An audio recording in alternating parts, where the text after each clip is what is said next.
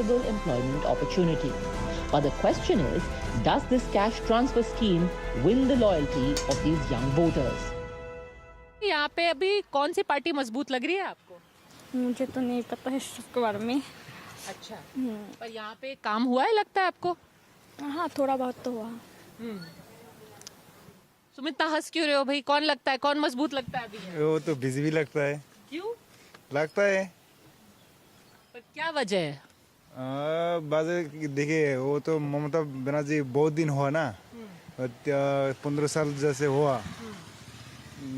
क्या नौकरी नहीं मिलता है, कि टोटो चला रहा है।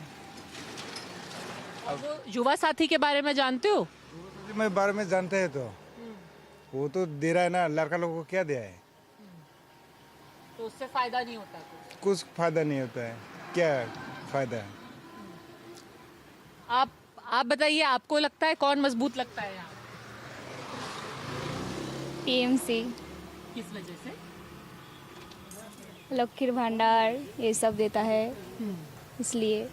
आपने पढ़ाई की? हाँ। और अभी यहाँ पे क्या करते हो आप? कॉलेज में। तो यहाँ पर जो जैसे आप यंग लोग हो, तो आपको वहाँ पर सेफ्टी, नौकरी सब मिलती है? नौकरी तो नहीं है। नौकरी तो नहीं है। तो फिर आगे जाके क्या करोगे पढ़ाई के? काम तो करना पड़ेगा। कहीं दूर? हाँ हाँ। बाहर जाना पड़ेगा। आप क्या इनकी साथ हो? क्या है, आपकी बहन है? देखो इतना वो बता रही है खुल करके, आप बताओ खुल के क्या है आपका चॉइस? मेरा तो चॉइस टीएमसी है। देखो आप बहन ने बोल दिया तो आपको भी सही लग गया। क्या करते हो आप यहाँ? तो हाउस वाइफ। तो आपका सेफ्टी वगैरह का, नौकरी का आपको लगता है सही है यार? नौकरी तो नहीं है। क्यों नहीं? अभी तो मुश्किल है नौकरी मिलना। अभी क्या लगता है आपको, यहाँ कौन पार्टी मजबूत दिखाई दे रही है? यहाँ तो हमको पता लगता है 2 पार्टी कंपटीशन चल रहा है। अच्छा, जैसे? हाँ, जैसे टीएमसी, बीजेपी। अच्छा, तो कौन बेहतर लग रहा है आपको? दोनों ही अच्छा लग रहा है। अभी रिजल्ट निकलने के बाद बुझा जाएगा कौन अच्छा लगता है। आपको कौन सही लगता है हमको? हमको तो सभी अच्छा लगता है, जिसको मन चाहेगा दे देगा। पर यहाँ पे आपको लगता है वामपंथियों का अभी कुछ प्रभाव है? उतना नहीं है, नहीं, कम है। तो टक्कर किसके बीच की है? बीजेपी या तृणमूल। यहाँ पे आपने सुना है नौकरी वगैरह होती है यहाँ पे? नौकरी कुछ नहीं होता है, नौकरी नहीं मिलता है। तो जो युवा है क्या करते हैं? ऐसे ही दुकान में काम नौकरी करता है, जॉब करता है उसी जॉब में। आपने सुना है यहाँ पे दोनों पार्टियां जो हैं, युवा को कोई युवा साथी दे रहा है, भाजपा भी 3000 दे रही है, जानते हैं? सुना है भाजपा 3000 देगा, लेकिन वो बोला है 2000 करके देगा युवा साथी को। अभी तृणमूल लकी भंडार दे रहा है।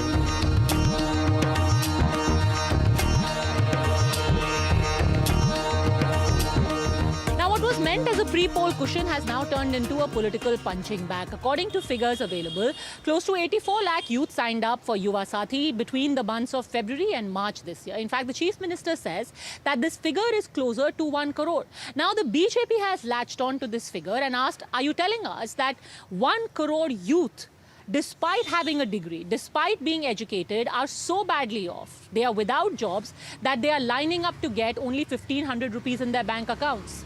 The TMC's answer to that is, this problem, this malaise is something that afflicts the entire country, that of joblessness. It is not peculiar to West Bengal alone.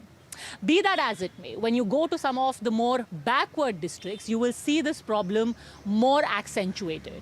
Whether it be the tea gardens of Siliguri or the Naxalbari district, which had seen a peasant uprising thanks to inequality, lack of opportunities 60 years ago. Be that as it may, go to the tribal, rural and hill areas of West Bengal and the job problem gets even more accentuated. Whether it be the tea gardens in North Bengal or Naxalbari, which saw the beginning of the Naxal movement with the peasant uprising 60 years ago. Nothing could be more symbolic of the change that the country has undergone than this shrine to the martyrs of Naxalbari right here in the middle of the Naxalbari district. This is Bengal's very own Tiananmen Square. And here you will find bus dedicated to everyone from Karl Marx, Lenin, Stalin to Mao Zedong, Charu Majumdar, Saroj Datta and the martyrs of the Naxalbari movement. And in the irony of ironies, right next to this area, you will find flags proclaiming Jai Shri Ram, flags of the Ram Mandir and flags of the BJP. This slogan here, which says real change can be achieved not through a vote but through a revolution, at this point I think India has made its choice very clear. The revolution is dead. Long live the revolution.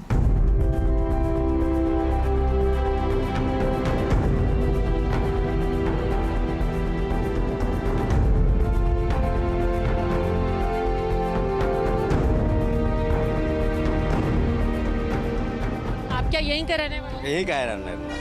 तो आपको पता है यहाँ का नाम नक्सलबाड़ी क्यों पड़ा?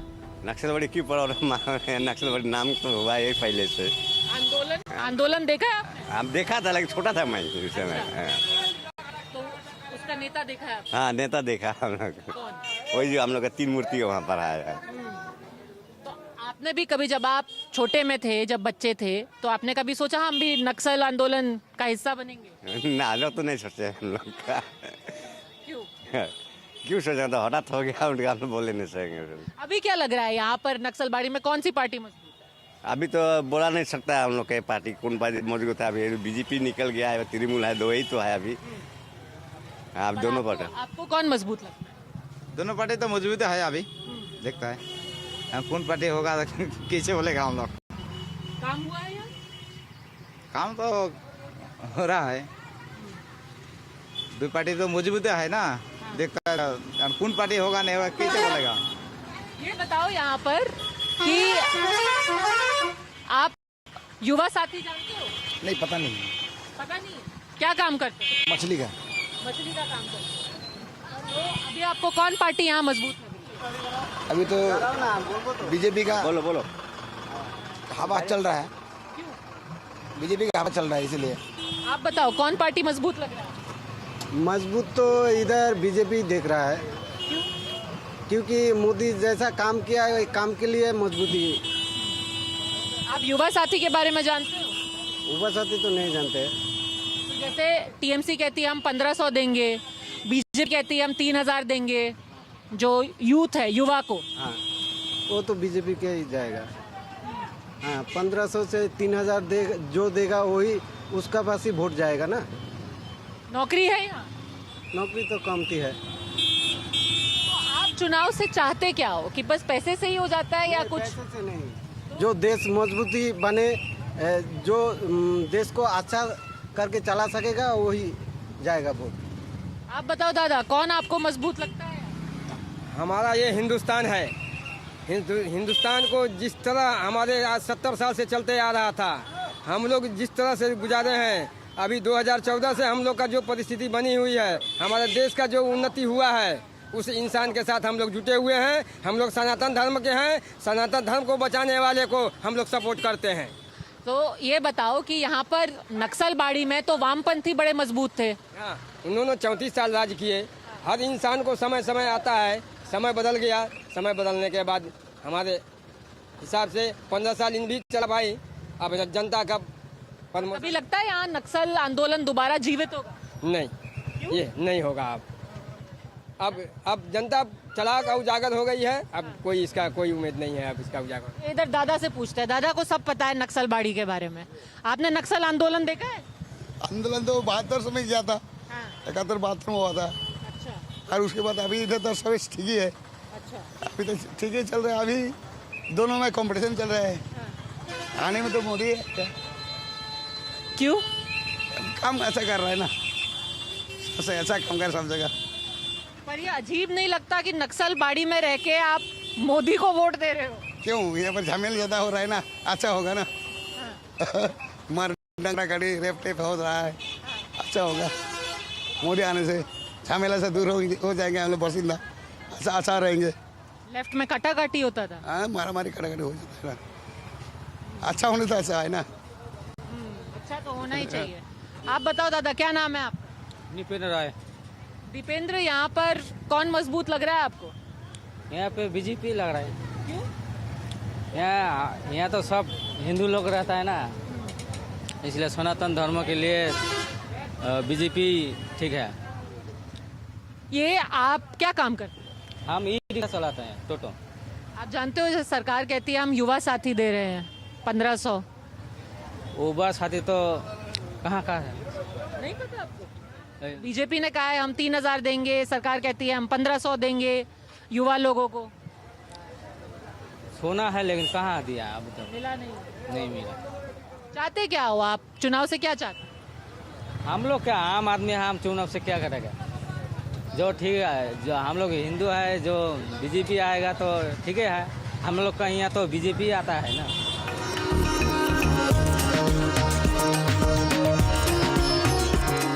This entire population that you see over here who are working in the tea gardens, they are all tribals. So they want better houses to live in, pakka houses. Whenever such facilities are given, they say that it's only one political party and their followers who get houses, who get facilities, who get preference in government jobs, and that remains a grouse. आपका नाम क्या है? बीना सोरेन। बीना, आप क्या करते हो यहाँ पे काम? कितना कमा लेते हो? 200 रुपया हाजिरा देता है। वो 200 रुपया हाजिरा में मेरा क्या होगा? परिवार का खर्चा भी नहीं चलता है। मेरा पति भी काम कर रहा है, मैं काम कर रहा हूँ। बच्चा तो मेरा शादी, 1-2 ठो शादी हो गया है और 2 ठो है। तो बच्चा भी पूरा सोना सीखा है। 1 ठो 9 पास और 1 ठो 10 पास किया है, 1 ठो माध्यमिक पास किया है। तो आपको यहाँ पर लकीर भंडार मिलता है? हमको मिलता है। मेरा बेटी वाला बच्चा ठुक नहीं मिलता, उसका तो शादी हुआ ना, इसलिए। तो पढ़ा लिखा सीखा है तो बच्चा लोग को थोड़ा सा काम मिलने से अच्छा होता। तो सीखने से बैठ के रहने से होगा? तो सरकारी चाकरी थोड़ा सा मिलने से होगा बच्चा लोग का। वो भी नहीं मिलता है। हमारे गरीब आदमी कहाँ घूरेंगे हम? तो देने से तो अच्छा ही होता है, देता ही नहीं। गरीब आदमी लोग को चाकरी कर रहा है, हम लोग नहीं मिलेगा क्या? तो अभी आपको कौन यहाँ पर पसंद है? यहाँ पर जो पार्टी वगैरह चुनाव चल रहा है, कौन आपको मजबूत लग रहा है? दीदी को। दीदी को देना पड़ेगा। दीदी को मजबूत लग रहा है, अच्छा लग रहा है। किस वजह से? कोई बात नहीं। आप यहाँ पर वो आई थी, वहाँ पर आप राष्ट्रपति को देखने गई थी? नहीं। क्यों? राष्ट्रपति तो आया था, तो हम लोग तो मालूम नहीं है। जिस दिन आएगा तो जिस दिन आया है तो उस दिन तो मालूम होगा ना, तब ना हम जाएंगे। खबर नहीं देखी से जाएंगे। बाद में सुना जो यहाँ आया था, यहाँ से रिटर्न के ले गया वहाँ, ये क्या जो बोला, वहाँ ले गया है तो देखने नहीं सके। तो आप क्यों हम बात कर रहे थे? जब देखने से बात करते हैं हम। अच्छा, आप देखना चाहते थे उनको? क्यों? अब जितना समोसा था, अपना घर का समोसा हम बोलते हैं वहाँ जाके, और आदमी अगर जाएगा तो उसको भी बोलता। In fact, this was the area, the Santhal area, where President Draupadi Murmu was scheduled to come. There was obviously a huge controversy. Eventually, her trip, she lashed out at the state government. A lot of people from here were actually waiting for the president's visit because of a tribal representative, a tribal leader. They wanted to have, a glimpse of her, maybe talk to her. In fact, it was the joblessness, inequality and exploitation that had forced youth in this Naxalbari to rise up against the then zamindars of West Bengal. Even today, for some old-timers, memories of that time and hope of a future revolution still remain. Almost exactly 60 years ago, in 1967, when the peasant revolution started in Naxalbari, that is from where it spread across the country at a time when the entire country is being said to be Naxal Mukt, Maoist free. There are some committed cadre who still remain in Naxalbari, including a comrade here who has worked with those who were leading from the front in that entire Red Revolution.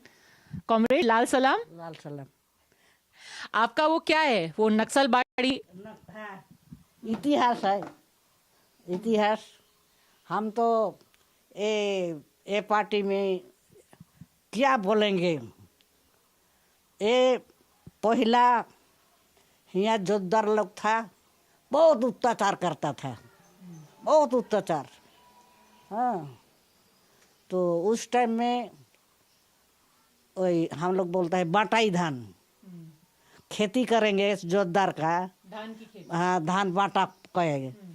समूचा loan देता है काम करने का लिए, उसको जमीन में काम करेगा, बस धान पकने से सब जोतदार का घर में चला जाता था। सब वही हम लोग बोलते हैं झूड़ी और झाड़ू लेकर के घर आता था। ऐसा अत्याचार था। और कोई थोड़ा ऐसा कोई अन्याय पाने से क्या करता था, जोतदार भेज देगा चौकीदार लेके, जाओ फलना का पकड़ के ले आओ बोलेगा।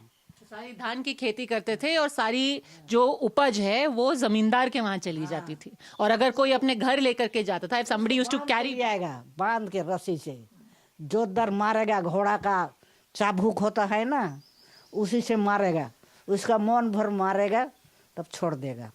ऐसा था अत्याचार।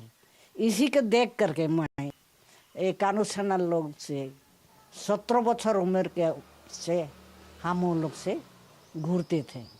तो कानू सान्याल के साथ 17 साल की उम्र से कॉमरेड यहाँ पे काम करती थी। फिर आपको अब क्यों लगता है यहाँ पर पूरा ये रेवोल्यूशन शुरू हुआ, आपने महिलाओं को संगठित किया यहाँ पे, अब जो लड़का लड़की है यहाँ वो क्यों नहीं ज्वाइन करता? वो तो हम बोल देते हैं कि आज भारतवर्ष में कुछ करना होगा तो यंग लोग नहीं आएगा, तब तक कुछ होने वाला नहीं है। नहीं है, जे भी हो, ये हम बोलते हैं। हम कह रहे हैं तो रिपोर्टर वाला को भी बोलता है, रिपोर्टर खाली रिपोर्टर करो मत, ये भारत का परिस्थिति नीति को बूझो। तो आपको लगता है अभी भी रेवोल्यूशन हो सकता है? हाँ क्या और बोलेंगे, आंदोलन होगा से भविष्य तो बात जो पीछे आदमी लोग है, पब्लिक लोग जो है, ये लोग बुझेगा, ये लोग ठीक करेगा, हम तो और नहीं करेगा। आज है काल मोर जाने सकता है। मेरा बयस अभी 84। पर अब तो कैसे कहते हैं कि नक्सल मुक्त हो गया है भारत। हाँ, अब कह रहे हैं ना भारत नक्सल खत्म। वो तो बोलबे ही करेगा। ऐसा खाली हिया का बात तो नहीं है, ऐसा रसिया में घटा, कोरिया में घटा, चीन में घटा, तो हुआ नक्सल खत्म हो गया। तो हिया नक्सल खत्म हो जाएगा, नक्सल खत्म नहीं होगा। वो कह रहे हैं कि अब बच्चा बच्ची जो लड़का है, छोटा लड़का है, वो अब आंदोलन नहीं, वो नौकरी चाहता है। नौकरी कहाँ पर नौकरी, काम करने का लिए जगह नहीं है, नौकरी देगा, कैठो आदमी को देगा नौकरी? यहाँ जगह है नौकरी पाने के लिए। मेरा लड़का, मेरा नाती, मेरा तो एक लड़का था, ख़त्म हो गया, 50 बच्चों का उम्र में ख़त्म हो गया। एक नाती है, वो 12 क्लास पढ़ा, 12 क्लास पढ़ा, काम नहीं पाया, अभी वही फूल बगीचा में कार्टून करता है, कार्टून। आप उसको कभी आंदोलन में भेजोगे? हाँ, हाँ, भेजना नहीं होगा, अपना करेगा, आपने करेगा। जब वही हम बोलते हैं कि दोवाल में जो पीठ ठेक जाएगा ना, तो आपने सीखा पा जाएगा।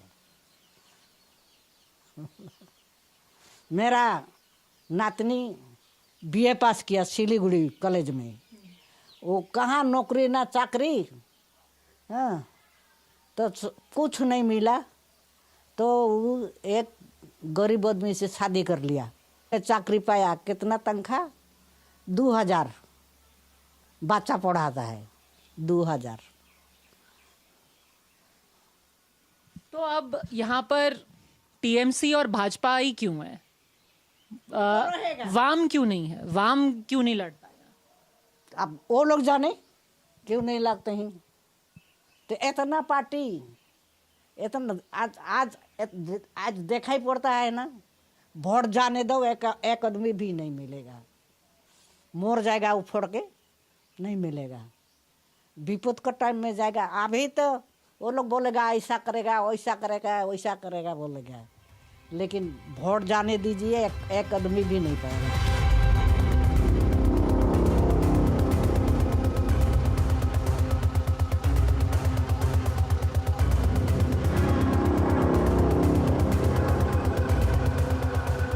अविराज जी, आप नक्सलबाड़ी आंदोलन में थे,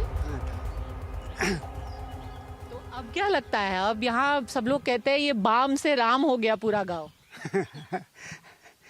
अभी तो ये वोट का टाइम है। हाँ। तो वोट का टाइम होने से तो वोट तो रुपया का है। अच्छा। इसीलिए जिधर रुपया होगा आदमी वही अभी दौड़ रहा है, क्या करे। पर वो आंदोलन खत्म क्यों हो गया? ना उसमें कोई जो आंदोलन हुआ था तो आंदोलन में कितना गलती भूल एक तो लाइन में चला गया था। जैसा कि जो क्रांतिकारी लाइन में चलना था, नया जनवादी क्रांति के लाइन में चलना था, वो थोड़ा भटक गया। इसीलिए वो थोड़ा नई राज्यवादी लाइन में चला गया था, इसीलिए वो ख़त्म हुआ और उसको ठीक से ऑर्गेनाइज कर नहीं सका। एक अनुभव था, अनुभव लोग भी नहीं सका, तो यही भूल। सरकार तो अब कह रही है कि भारत नक्सल मुक्त हो गया है। नक्सल मुक्त नहीं होगा। नक्सल एक तो आइडियोलॉजिकल है। ये जब तक ये अन्याय रहेगा तब तक नक्सलबाड़ी का आंदोलन रहेगा, कोनो न कोनो रूप में रहेगा। पर अब तो जो लड़का लड़की है वो कहाँ आंदोलन का हिस्सा बनता है? नहीं तो वही तो बात है, वो तो दुख का बात है। लेकिन जरूर जब परिस्थिति वो लोग का तैयार करेगा, अभी आज वो देखेगा, कांग्रेस को देखा, सीपीएम को भी देखा, बंगाल का बात कर रहा हूँ कि कांग्रेस के बाद में सीपीएम को देखा, सीपीएम के बाद में अभी तृणमूल को देख रहा है। अभी फिर जब बीजेपी आएगा तब बीजेपी को देखेगा। वही आपको लग रहा है बीजेपी आएगा? ना, संभव है, क्योंकि बीजेपी चारों तरफ से तृणमूल को हराने के लिए जो कायदा किया है एसआईआर के नाम से, जहाँ जहाँ तृणमूल का थोड़ा अभ्यास अच्छा था वहाँ पर जितना ढंग से वो लोग, जैसा कि 91 लाख वोटर को बात दिया। हाँ, तो इसमें तो जहाँ जहाँ जैसा कि 20,000 30,000 वोट से जहाँ जहाँ तृणमूल कांग्रेस आगे था वहाँ पर तो लाख लाख वोट बार हो रहा है। इसी का वजह से संभव है कि वो लोग एक बार तृणमूल को हराएगा। भगवा हो जाए तो कॉमरेड राय, लाल सलाम। लाल सलाम। आपको लगता है यहाँ पे कोई अभी मौका है वाम का? अभी फिलहाल में तो मुश्किल, लेकिन हाँ मुश्किल है। तब भी क्या करें हम लोग, तो कोशिश तो हम लोग का जारी है। आइडियोलॉजी। हाँ। अरे दीदी, किधर जा रहे हो आप? इतना अच्छा कहानी बता रहे थे। यहाँ पर लोग क्या करते हैं? What do people do here? अरे रुको ना, इतना अच्छा आपने स्टोरी बताया, बताओ। इनके जो बच्चे हैं यहाँ पर, बहुत अच्छा इनका बेटी काम करती है, बताओ। उसको पढ़ाई कराया, फिर क्या हुआ यहाँ पे? हाँ, पढ़ाई लिखाई करा, कितना कष्टो मष्टो करके पढ़ाई करा लड़की के, तो सरकारी नौकरी तो नहीं मिला, तो पार्लर में काम करती है। हाँ। तो खुद अपना आप कमाती। हाँ। Then there are the other smaller communities like the Matwas. While the SIR has added to their election time woes, with many of their names struck off in places like Nadia and North 24 Parganas, their primary complaint still remains the same as in other parts of the state. The youth here question why they have to leave West Bengal and travel to far-off cities only in order to earn a pittance.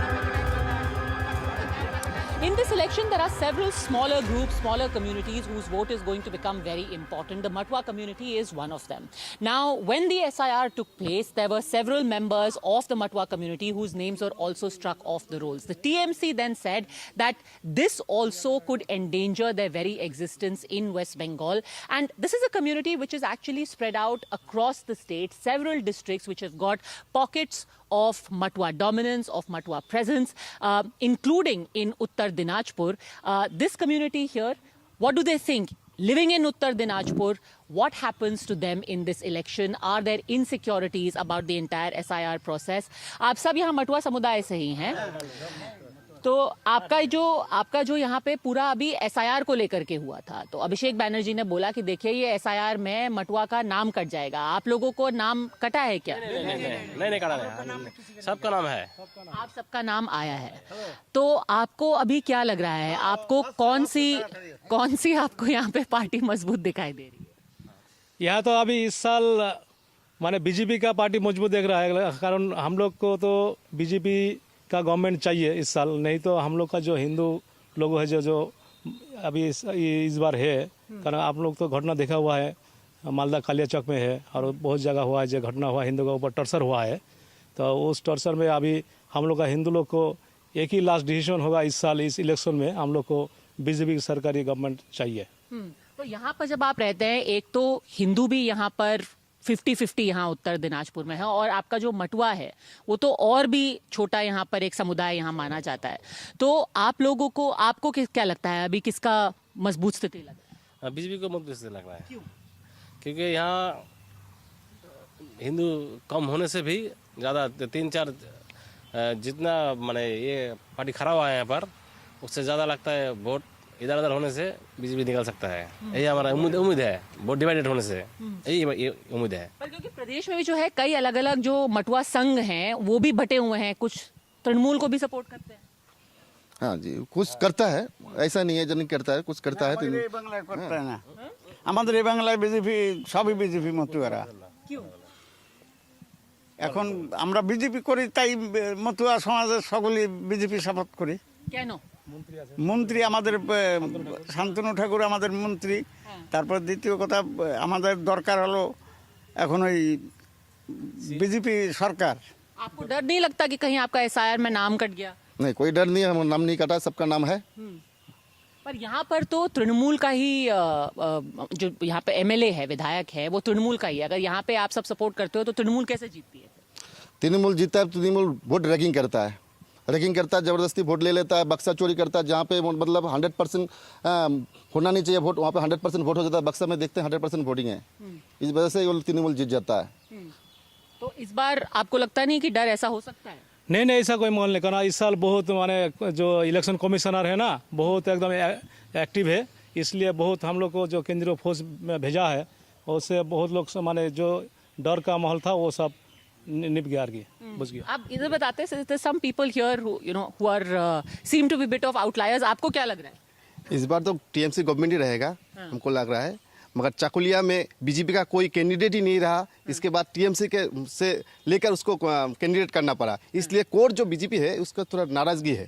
मगर इस बार चाकुलिया में मिनाजुल आरफीन आज़ादी जीतेगा और BJP government इस बार नहीं आ पाएगा। पर यहाँ पे तो आप भी मटुआ समुदाय से ही। हाँ। और यहाँ पे आपके साथ सब जो लोग भाई है वो तो कह रहे हैं कि वो सब बीजेपी सपोर्ट करते हैं। कर सकता है, यही तो डेमोक्रेसी का मजा है, कोई जो भी कर सकता है, ठीक है। कोई ये नहीं है, जो कैंडिडेट है हम लोग का कोई दिक्कत नहीं है, कौन पार्टी का है, लेकिन मेरा जो अभी कैंडिडेट है मेरा पद्मफूल है। हम लोग जितना लोग पद्मफूल और बीजेपी को सपोर्ट करते हैं, सब पद्मफूल में वोट देंगे। आप क्यों टीएमसी को सपोर्ट करते हो? नहीं, बंगाल में बहुत काम किया है, लखीर भंडार बोलिए, आपका जुबश्री बोलिए, 1500 रुपया करके मिल रहा है हर महिला को, हर युवक को मिल रहा है। इसलिए गांव में जो मोदी सरकार ने जो आवास योजना का घर है उसको भी बंद कर के दीदी ने आवास योजना चालू कर दिया है। इसलिए बंगाल में बहुत दीदी का सुनिए, आप एक बात सुनिए, इतना काम किया है तो इस जगह बैठा हुआ तो नहीं, इस जगह बैठा हुआ तो देखिए मेरा एमपी लेट का ये काम हुआ है, घर तो देखिए मेरा देवश्री दी था एमपी, जब उसका पैसा से काम हुआ है। आप टीएमसी वाला को एक 10 पैसा का काम इस मंदिर में किया है तो बोलिए, तो इतना काम किया है तो 10 पैसा काम किया है तो बोलिए। डेवलप किया है बोल रहा है, डेवलप काम में डेवलप नहीं है। नहीं, देखिए सबूत दिखा रहे हैं आपको सामने में। हम लोग इतना डिमांड किया जाए, ये रास्ता सुनिए, ये रास्ता हम लोग बना दीजिए, ठीक है। इतना रास्ता बना हुआ है बोला टीएमसी वाला, लेकिन एक तो रास्ता भी नहीं बना है मंदिर का। वो कह रहे देखो ठाकुर का जो मंदिर है, ठाकुर जी का मंदिर, उसके लिए नहीं बना है। नहीं, ठाकुर का कोई हम बोलेंगे नहीं, ठीक है, कोई रिलीजन में बोलेंगे नहीं। मगर जो हम लोगों का बीजेपी का नेता बोला है, कार्तिक एमपी का दिया हुआ है, मगर वो लाइट सोलर सिस्टम भी हम लोग का एनडीटीवी से दिया हुआ है, ऐसा कोई बात नहीं है। मगर सबका ये जो लाइट का बात बोल रहा है, लाइट का देखिए लाइट नहीं है, वो खड़ा है, स्टैंड खड़ा है, ठीक है।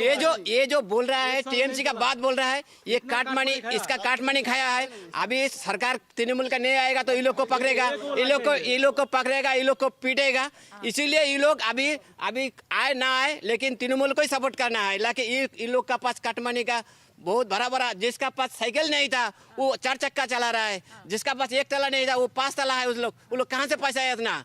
अभी जो नौकरी है वो हाटे बाजार में बिक्री हुआ था। नौकरी सब अभी जैसे बाजार में सब्जी बिकता नहीं है, तृणमूल का जमाने या हाट बाजार में नौकरी मिल रहा था। अब सब कुछ देखे थे। जो ये कटमनी अभी जो है तृणमूल में, हम लोग का हिंदू में अभी कोई तृणमूल नहीं है। जो है वो पीठ बचाने के लिए बोलता है हम तृणमूल है, हम तृणमूल करते हैं, लेकिन ये तृणमूल भीतर से तृणमूल नहीं है। अच्छा। देखिए हम लोग जितना है सब यहाँ हम लोग का हिंदू है, सब बीजेपी है। हम लोग चाहते हैं जो हम लोग का असरागर में क्या, हम लोग का दिल्ली में हम लोग का जो यहाँ का कैंडिडेट है मनोज जैन, उसको हम लोग जिता के उसके बाद उसको दिल्ली भेजेंगे। ये हम लोग का आशा है। और इन लोग का हम लोग का हिंदू का जितना भी आदमी है यहाँ सब मिलके हम लोग इसको वोट देंगे। मनोज जैन तो पूरा भाषण दे दिया। आप इधर आओ, आप इधर आओ। आपका नाम क्या है? गोविंद मंडल। अरे गोविंद जी, आप इतने नाराज क्यों गए? आपका नाम क्या है? विप्लव विश्वास। विप्लव से गोविंद मंडल इतने नाराज हो गए, उन्होंने तो कह दिया आप कटमनी खा के बैठे हो। सुनिए, इनका ये कह रहे हैं इनका बीजेपी सरकार आएगा आपको पिटवाएंगे। सुनिए, बीजेपी का कोई इशू नहीं है। वो लोग सिर्फ हिंदू मुस्लिम करके वोट लेना चाहता है। ठीक है, आज 20 स्टेट में बीजेपी का गवर्नमेंट है। कोई स्टेट में दिल्ली में बोला है लखीर भंडार का देगा क्या? नहीं दिया। ठीक है, बिहार में 10,000 करके दे। हम लोग बीजेपी का बोलने तो दो इसको। बीजेपी बिहार में आया है, बोला जो 10,000 करके महिला को देगा, इसके बाद देगा, उसके बाद नहीं दिया है। यही सब चल रहा है। अच्छा अंकल आप बताओ भैया, क्या है आपका, क्या मन में है? बीजेपी आएगा इस बार। क्यों? कि बीजेपी अच्छा काम किया है, मेरा नज़र में बहुत काम किया है। जैसे हम लोग यहाँ पर हिंदू के लिए बहुत कुछ किया है, मुसलमान के लिए भी बहुत कुछ किया है। कहाँ पर जाइएगा, असम में देखिए, सिलीगुड़ी में देखिए, आपका यहाँ पर आप कलकत्ता का तरफ देखिए, जहाँ पर मेरा हम लोग का कैंडिडेट नहीं है, बिहार में देखिए, मैंने बीजेपी हर जगह काम किया है। मैंने आपको क्या फायदा हुआ है? हमको हम आज़ादी से जीते हैं और फायदा होगा, और मोदी सरकार आने से और आज़ादी से जी सकते हैं। किसी का दबाव में नहीं रहना पड़ेगा। जो कहीं पर जाते हैं मैंने टीएमसी का दबाव में रहते हैं, धमकियाँ, रेप होता है, बहुत माँ बहन के लिए मैंने बहुत सुरक्षा होगा। इसलिए हम लोग बीजेपी सरकार को चाहिए। आप कह रहे हो कि आप अभी दबाव में जी रहे हो क्योंकि अभी तो टीएमसी का ही सरकार है ना। हाँ, इसीलिए तो दबाव में जीते हैं। आज़ादी से हर जगह नहीं जा सकते, माँ बहन नहीं जा सकता है। अगर बीजेपी सरकार आएगा तो माँ बहन आराम से रात को दिन को कहीं पर भी जा सकता है। इसलिए दादा आप आगे आ जाओ। क्या आपको अभी क्या आपके मन में है, क्या आपको चाहिए, क्या लग रहा है? बीजेपी सरकार चाहिए हमको।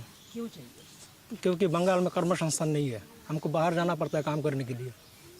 बीजेपी सरकार आएगा तो कर्म संस्थान हो जाएगा। कहाँ काम करते हो? हम चेन्नई में काम करते हैं। चेन्नई में काम करते हो? इतना दूर क्या काम करते हो? एक्सपोर्ट का काम करते हैं। अच्छा, एक्सपोर्ट बिजनेस। बिजनेस में नहीं, वर्कर है, टेलर है। तो अब इतना दूर जाना पड़ता है तो फिर घर का कौन देखता है? मम्मी पापा है, वो लोग देखता है घर। और कितना टाइम बाद घर वापस आ पाते हो? 6 महीना 1 साल बाद आते हैं। एक साल बाद। तो आपको क्या उम्मीद है आगे, क्या दूसरी पार्टी अगर कोई है तो उससे क्या उम्मीद है? हाँ, बीजेपी आएगा तो इधर कर्म संस्थान अच्छा होगा, हम लोग को बाहर नहीं जाना पड़ेगा, इधर ही हम लोग काम कर सकते हैं। So, all these issues, when people say that elections are decided by communal issues, you will be surprised at the number of people, whether they are in cities, whether they are in rural areas, young, old, a lot of them actually end up saying, now these may be people who identify themselves as, from the Matwa community, but they also have bread and butter issues. Bread and butter issues of jobs, like this man. It doesn't matter what community he's from. What matters at the end of the day is that for 6 months, 1 year on end, he has to go all the way away to Chennai, to Tamil Nadu, to work, to be able to earn a living, because there are not enough jobs over here. आपका क्या नाम है? आप नेता तो नहीं हो एकदम, आप एकदम नेता जैसा बन करके आए हुए हो। अच्छा, आप सर्विसमैन है। क्या नाम है आपका भाई? संजय सरकार। संजय सरकार, ये बताइए संजय जी, इस बार क्या लग रहा है आपको, क्या होगा चुनाव में? चुनाव में तो लग रहा है कि मोदी लहर चल रहा है देश में। आपको देश में ही लहर दिख गई आपको? मैं बंगाल का पूछ रही थी, आपने तो देश का बता दिया, बट बंगाल का बताओ क्या हो रहा है? मोदी है, मोदी जैसा नेता मिला है तो हम लोग का सौभाग्य है हम लोग। अच्छा, क्या फायदा हुआ? फायदा नहीं, देश के लिए फायदा है। जैसे हर कंट्री में अभी युद्ध चल रहा है, जैसे इजराइल ईरान युद्ध चल रहा है, तो युद्ध के लिए हम लोग का स्थिति खराब चल रहा है अभी देश में, जैसे तेल का, गैस का, सब चीज़ का थोड़ा थोड़ा दिक्कत हो रहा है। तो अभी ये जो युद्ध का जो लहर चल रहा है, ये कंट्रोल करने के लिए मोदी एकमात्र भरोसा है। पर अभी पश्चिम बंगाल चुनाव से मोदी का तो कुछ लेना देना नहीं ना, मोदी तो 2029 तक है। बंगाल में क्या ये जो बंगाल है बॉर्डर इलाका, जैसे नेपाल बॉर्डर है, बांग्लादेश बॉर्डर है, ये बॉर्डर से घुसपैठिया घुस के हम लोग का इंडिया का परिस्थिति खराब कर रहा है, माने भौगोलिक स्थिति खराब कर रहा है, डेमोग्राफी चेंज कर रहा है। इसीलिए बॉर्डर को सुरक्षित रहेगा तो देश अच्छा रहेगा, और देश अच्छा रहेगा तो हम लोग अच्छा रहेंगे। यही टीएमसी में कुछ एक अच्छी चीज़ बताओ। टीएमसी में अच्छा चीज़ है, खराब चीज़ भी है। जैसे टीएमसी में जैसे दे रहा है, भत्ता दे रहा है, मोदी भी भत्ता दे रहा है, सब भत्ता दे रहा है। अभी की अच्छी चीज पूछी थी ना, उसमें भी मोदी जी को घुसा दिया है। नहीं, भत्ता तो सब देने लगा, अभी मोदी आएगा तो 3000 देगा, अभी ये 1500 दे रहा है। नाम फिर से बताइए अपना।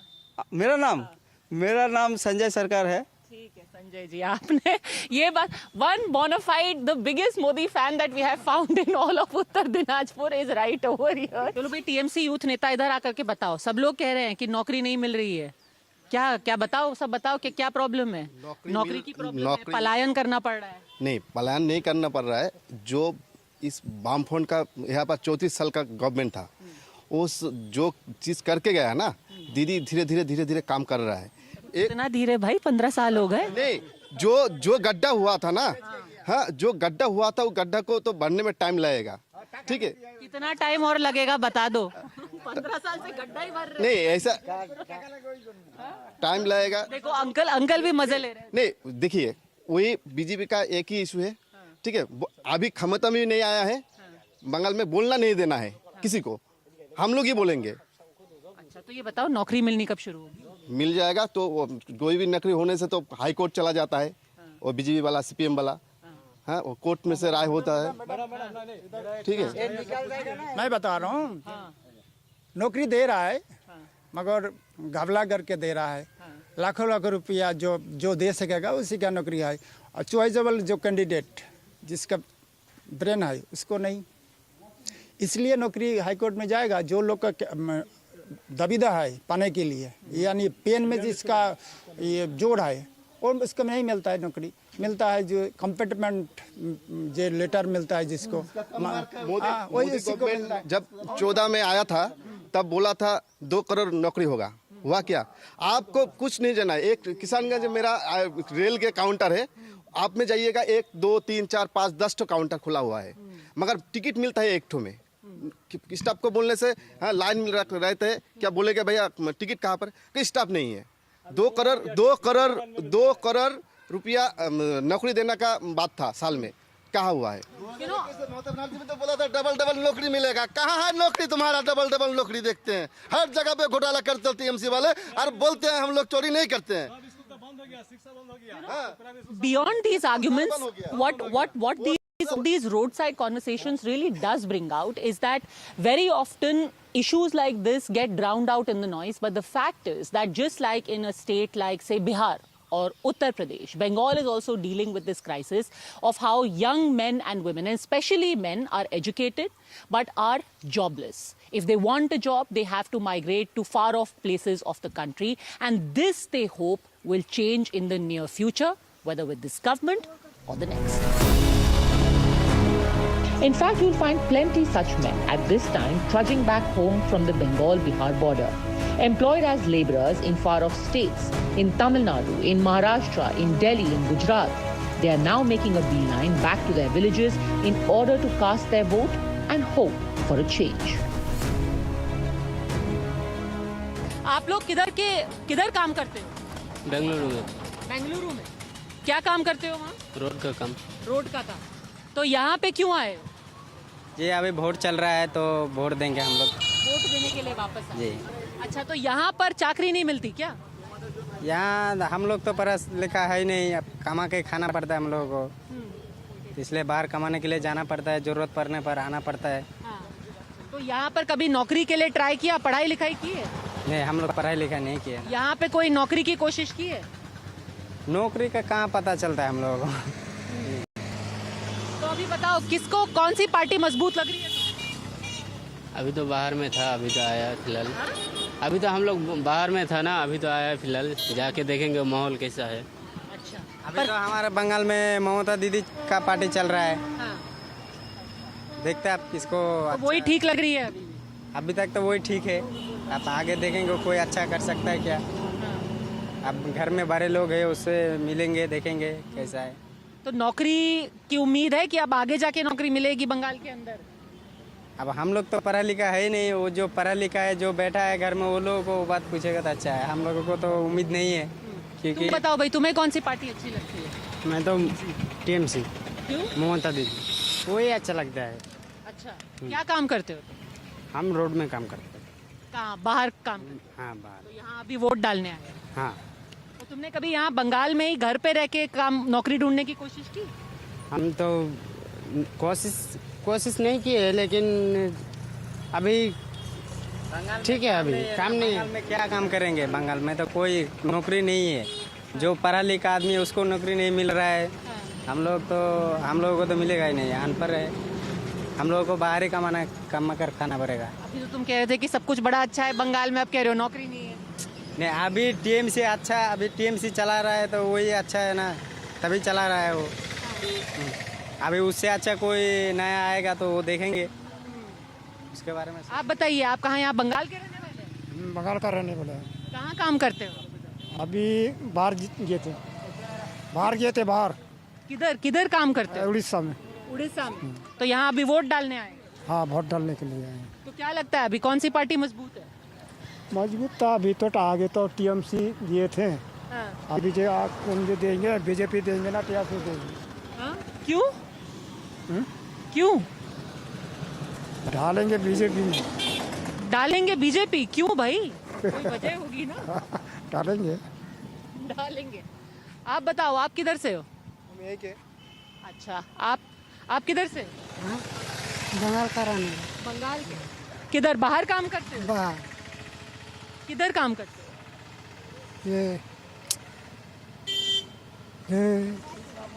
उड़ीसा से आए हो वोट डालने के लिए। अच्छा, अभी कौन सी पार्टी मजबूत लग रही है? यहाँ पर नौकरी नहीं मिलती बंगाल में? मिल सकता है, लेकिन या मालिक सब नहीं खड़ा हुआ तो इसीलिए हम लोग चला गए। तो फिर समय आ रहा है तो चला आए वोट देने के लिए। तो कौन सी पार्टी पसंद है? अब देखिए, हम लोग का तो यानी कौन सा कहे, किन को दे नहीं दे। तो कुछ तो सोचा होगा ना, वो तो यहाँ मन बना के बैठे बीजेपी के लिए। आपको कौन पसंद है? वही बीजेपी। क्यों? हाँ। क्या करे। चलो, आप भी किधर, उड़ीसा से आ रहे हो? क्या नाम है आपका? तालिब। क्या काम करते हो उड़ीसा में? क्या काम करता है? मिस्त्री का। क्यों मन है कि यहाँ बंगाल में ही काम मिले? नहीं मिल रहा है ना इधर, बंगाल में नहीं मिल रहा है। यहाँ कोई नौकरी कोशिश की? नहीं। तो अभी इस बार क्या लग रहा है, किसको, कौन पार्टी पसंद है तुम्हें? बीजेपी को देना है। क्यों? उसी को देना है। क्यों? कोई वजह होगी ना, कुछ सोच के आए होगे? नहीं। Similar stories are repeated in district after district, like this village in Islampur, where only the elderly and women remain. Why? Because most of the able-bodied men are away doing odd jobs in metro cities. But despite that, at least in this village, the feeling is that Mamta is their only hope at survival. This village in Islampur in Uttar Dinajpur has a very interesting story. These are the districts, these are the areas which were historically, initially a part of Bihar. But then they were included in West Bengal with certain promises. They were promised that they would be given certain facilities, that the headquarters would be made here, even that their language would be protected. Now they find themselves left in a sort of limbo. In fact, very few opportunities even exist. Most of the houses here are populated only by women. Why? Because most of the working, able-bodied men in this village have migrated to other parts of the country. The same story that you will hear in many other parts of Bengal are exacerbated here for the simple reason that these are perhaps some of the poorest areas which are now bordering with Bihar. Many of them are Hindi speaking, but many of the men that you find here also would be speaking other languages because they work in states like Tamil Nadu, in Gujarat, in Delhi, in Mumbai. आप बताइए, आप कहाँ काम करते हैं? आप यहीं के रहने वाले हैं? जी, मेरा घर यहीं है और रहते हैं हम केरल में। केरल में क्या काम करते हो? हम फ्रूट का सेल दुकान में काम करते हैं। तो यहीं पे नौकरी क्यों नहीं करते? केरल में क्यों? यहाँ पे अगर करेंगे तो यहाँ का जो सैलरी है उससे मेरा पेट चलेगा नहीं, ना घर में पुसा है। तो बात यह है कि हम लोग को बाहर जाना पड़ता है, वहाँ कुछ पैसा हो जाता है तो घर का मेंटेनेंस सही रहता है हम लोग का। नहीं तो आपको पता है आज के देश के हर चीज़ सब में महंगाई है, वो महंगाई से हम लोग का घर चलने वाला है, तो इसलिए हम लोग को बाहर जाना पड़ता है। आपके भी घर में कोई बाहर काम करता है? मेरा लड़का रहता है केरल में रहता है। वहाँ होटल का काम करता है, होटल में रहता है। तो यहाँ पर कभी आप कोशिश किए हैं कि यहीं पर कुछ नौकरी का इंतजाम हो जाए? नौकरी के लिए किसी जगह पे भी अगर रखने के लिए कोशिश करेंगे या कपड़े दुकान पे या किसी चीज़ में भी, तो यहाँ ये है कि जो वो तनख्वाह यहाँ नहीं मिलता, जो यहाँ खर्च इतनी हो जाती है। माँ बाप हैं, हमारे परिवार हैं, हमारे घर ऐसे हैं जो बनाने के लिए हम लोगों को, जो बाहर नहीं जाने से हम लोगों को यहाँ का जो हम लोगों को तनख्वाह देता है, उस तनख्वाह से हम लोगों का घर का जो है अपना राशन, परिवार का राशन जो है वो नहीं पूरा होता है। तो और बाहर अगर चले जाते हैं ना तो वहाँ से 10 टका कमाई अगर हो जाता है तो वो बचा करके लेके आते हैं, तो वही चीज़ से हम लोगों घर बारी ये सब बन जाता है। तो मुंबई में क्यों? जैसे कि अगर यहाँ पे भी बंगाल में कहीं कलकत्ता वगैरह में नौकरी नहीं मिलती? नहीं, कलकत्ता में नहीं मिलता है। हमारे वो क्या माधव में जो करा है बच्चा वो भी बढ़ रहा है, नौकरी नहीं मिला है किसी को, आंगनबाड़ी नहीं मिला है, क्या करेंगे? लड़की सब बैठा रहा है, 12 का पास करके बैठा रहा है। माध्यमिक मतलब पढ़ाई की हुई है, पर 10 पास किया हुआ है, पर अभी कुछ काम नहीं है, लड़की का काम नहीं है। कहाँ आपके बच्चे कहाँ काम करते हैं? ये करेला में एक लड़का है, करेला में रहती है, 4 लड़की है, 2 लड़की का शादी दे दी है, 2 लड़की है। आप बताइए, आप क्या काम करते हो? कहाँ पे रहते थे आप? देखो यहाँ वीडियो बनाने में इतने व्यस्त रहते हैं, यहाँ पर काम क्या करते हो? अभी घर पे रहते हैं, बाहर बाकी पहले तो मुंबई में रहते थे। क्या काम करते थे? वो फ्रूट मार्केट में रहते थे, होलसेलर था वहाँ का। अच्छा, अभी छोड़ दिया, कुछ 1-1.5 साल हो गए। अच्छा, तो यहाँ पर अभी कुछ काम वगैरह है? अभी बिजनेस चालू है। बिजनेस चालू? हाँ। क्या नाम है आपका? अशफाक शेख। तो अशफाक, यहाँ पर आपने कोशिश की यहाँ पे कहीं नौकरी मिल जाए तो क्या बेहतर रहेगा? वो तो कोशिश में है, हमारे कहाँ हो कहाँ रहा है। क्यों? मुश्किल है यहाँ का नौकरी। ऐसा यहाँ पे फैक्ट्री नहीं है जो इंसान 4 आदमी काम करेगा तो उसका पेट चला पाएगा, ऐसा अवेलेबल फैक्ट्री नहीं है। तो काम करके हम लोग तो कुछ पैसा आएगा तो घर चलेगा, इसीलिए हम लोग को बाहर जाना पड़ता है। इसीलिए 12 घंटा, 14 घंटा, 16 घंटा काम करना पड़ता है वहाँ पे। क्या करेंगे, मजबूरी है हम लोग है, किसान आदमी है हम लोग। जो घर में खेती बाड़ी होता है, कभी बारिश हो गया, कोई आंधी तूफान हो गया, उसमें बर्बाद हो जाता है। अभी जैसे देखिए आलू का खेती किया हम लोग, जो खर्चा किया उसमें अगर मान के चलिए अगर 50,000 खर्चा किया तो उसमें हम लोग का 30,000 आया, 20,000 लॉस हो गया। तो यही है कि हम लोग का खेती बाड़ी में भी फायदा नहीं हुआ, तो किसान जाएगा तो जाए कहाँ? क्या यहाँ पे ये राज्य के मार्केट में बिकता नहीं है? माल बाहर जाता नहीं है, आलू का सप्लाई नहीं हो रहा है, बॉर्डर बंद है और स्टेट में नहीं आता, इसलिए उसका दाम नहीं बढ़ रहा है, बस थोप पड़ा हुआ। और Basically, what he's referring to is that the movement of potatoes, and there was a bumper crop this time around, and the movement of potatoes outside of the state was stopped to control the price. यहाँ तक कि राज्य में पश्चिम बंगाल के अंदर जो आलू का कीमत है उसको कंट्रोल करने के लिए बाकी राज्यों में जाने पे अभी रोक लगाई हुई है। But the problem is that as a result has been sold, और बाकी आलू का क्या है, सड़ रहा है। सर बहुत आदमी तो घर में पड़ा हुआ सर, क्या करेगा आदमी, थोड़ा बहुत बेच रहा है तो वो 200 रुपये मिल रहा है एक बोरा का। सोचिए एक बोरा में आता है कम से कम 55 किलो और 200 रुपये में बेच रहे हैं। 200 रुपये में आजकल क्या होगा, 300 रुपया अभी चिकन का किलो का दाम है। मान लीजिए मटन 800 रुपये किलो है, तो आदमी सब्जी भी खाएगा 80 रुपया, 100 रुपया, 150 रुपया भी किलो हो रहा है आज का डेट पे। हम आज सुबह ही लेके आए बाजार से। यानी कि नौकरी की किल्लत तो है। हाँ? बहुत नौकरी की किल्लत है। तो क्या चाहेंगे आप इस चुनाव में? नौकरी अगर मुद्दा बने तो नौकरियां होनी चाहिए। नौकरी 100% होना चाहिए। कोई भी सरकार जीते, ये नहीं कहते हैं कि जो हमारा ममता दीदी जीते या बीजेपी जीते या कांग्रेस जीते, ये नहीं कहते हैं। कोई भी सरकार अगर सत्ता में बैठे तो हमारे लिए कुछ सोचना चाहिए। हमारे लिए अगर सोचते हैं तो हम भी सरकार के लिए सोचते हैं। अगर हमारे बाल बच्चे अगर बाहर नहीं जाए, अगर यहाँ खटे तो हमारे अच्छा लगता है, हमारे साथ में रहे। आज एक मेरे बेटा 2 बाहर में रहते हैं, हमारा दिल यहाँ पे क्या करता है, हम अगर अच्छा भी खाएं फिर भी खाने का दिल नहीं करता है, और ख़राब भी खाएं तो खाने का दिल नहीं करता है, क्योंकि हमारा तो 2 लाल वहीं पे है। तो दोनों केरला में का। दोनों केरला। आपका नाम क्या है? सनवर हुसैन। सनवर साहब, ये बताइए कि फिर आप इस चुनाव में क्या लगता है, अभी जो माहौल देख करके अभी कौन पार्टी आपको मजबूत लग रही है, लग रहा है कि जिसकी सरकार? यहाँ तो क्या कह रहा है कि जो हमारे टीएमसी सरकार है, ममता दीदी को यहाँ का पल्ला भारी है। और यहाँ जो है ममता ही दीदी को हम लोग चाहते हैं, और ममता दीदी को वोट देने का जिगर बना लिए हैं, ऐसा तो नहीं है। और रहा सवाल ये है कि जो ममता ने हमारे को तकलीफें हो रही हैं, वो तकलीफ तो हम झेल लेंगे, लेकिन ममता दीदी का वो योजना और बेटी का वो योजना देता है, हमारे बीवियों को क्या कह रहा है कि जब 1500 रुपया देता है। और रहा सवाल हमारे लिए सोचता है, और अगर सत्ता में रहेगा तो और हमारे बाल बच्चे के लिए सोचेंगे। तो हम चाहते हैं कि जो दीदी रहे तो और अच्छी बात है। तो उम्मीद करेंगे कम से कम आगे जाके उन्हीं को अगर वोट दे रहे हैं तो कम से कम नौकरी मिले। हाँ, ये हम दीदी से ये भी आग्रह करेंगे कि जो हमारे बाल बच्चे बाहर ना जाएं, यहीं पे रहें और नौकरियां मिल जाए, अच्छी बात है। आप बताइए, आपके बच्चे कहाँ काम करते हैं? मेरे बच्चे कर रहे हैं बम्बई में काम। बम्बई में? हाँ। क्यों, यहाँ नौकरी कभी करने की कोशिश की? यहाँ कोई नौकरी थी? यहाँ तो कहाँ मिल रहा है नौकरी, अभी मिलेंगे तब ना। और फल फूल का काम करते हैं बम्बई में जा करके। क्या करेंगे, गरीब आदमी है, हम लोग नहीं करेंगे बाहर में तो संसार कैसे पालेगा, माँ बहन कैसे पालेगा।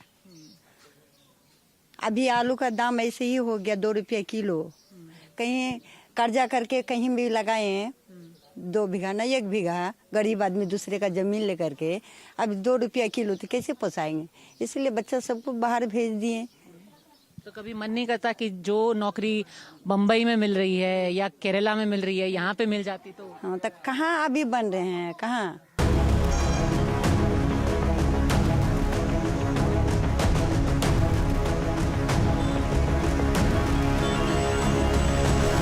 Close to 45% of the electors in this poll in West Bengal are either first-time voters or they are young adults. Yes, it is a fact that close to 1 crore youth have signed up for this 1500 rupee Yuva Saathi scheme. But the question also is, have such schemes now reached their saturation point, especially now with the opposition promising double that amount? The question also is of aspiration. Is a youth happy now only with these cash handouts, or are they now looking at the outside world where there is more opportunity, where there are more aspirations, and saying, ye dil mange more? With video journalists Ashwini and Praveen Yadav in West Bengal, Padmaja Joshi, NDTV.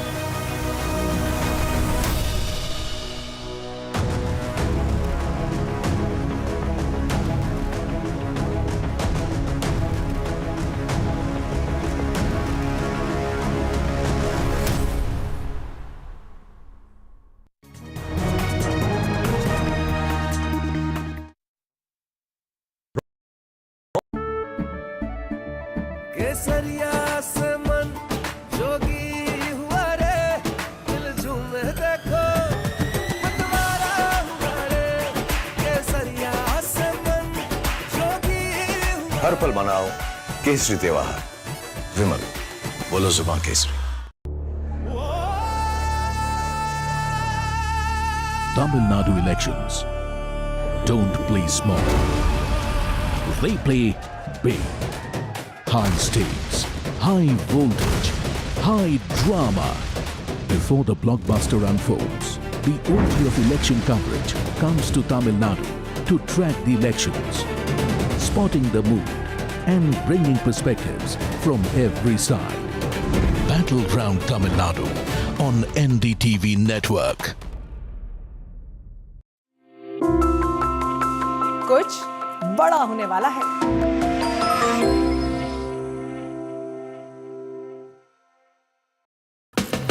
From the heart of West Bengal, I will bring you the pulse, the mood and the stories shaping this crucial election. Join me, Gargi Nandi Roy, on NDTV 24/7.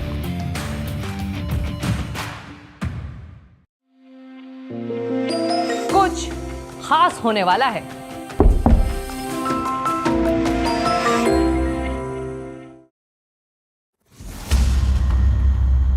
Dr. Abdul Majid Hakim Ilahi. He's a representative of Iran's supreme leader Mujtaba Khamenei. Your first words on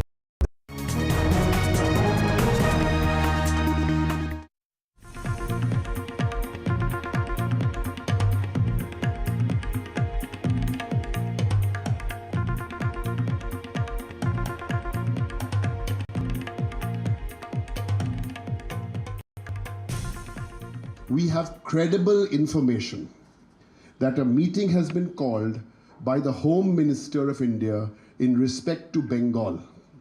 CBI head, ED head, NIA head. And here goes. We're saying this today. In the next 150 hours,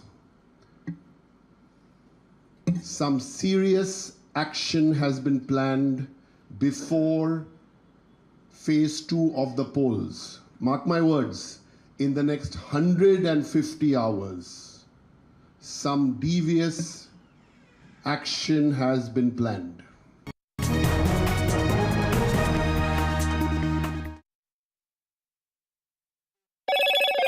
Hello, Moto. Motorola, India's leading AI smartphone brand. Motorola Signature, India's #1 camera phone. Grab Motorola Signature today.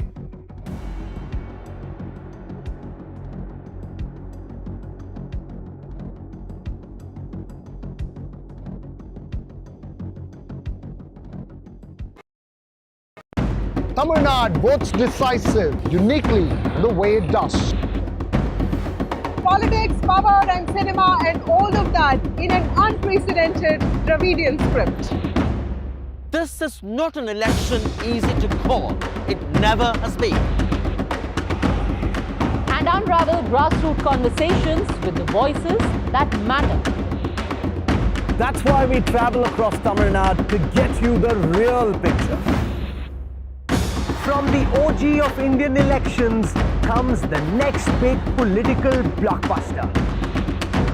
Because Tamil Nadu votes only the way Tamil Nadu does. Tamil Nadu elections on India's original election once.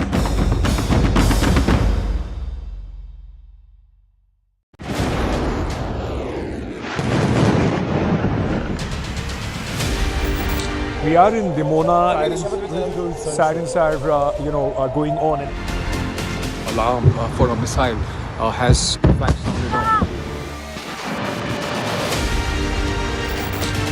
Beirut शहर में यहाँ अभी बमबारी हुई, काफी panic है। जैसे आप देख सकते हैं यहाँ एम्बुलेंसेस जा रहे हैं, देख लीजिए। We are in a neighborhood. We're in Tel Aviv and rushing into a shelter. This is immediately after the strikes.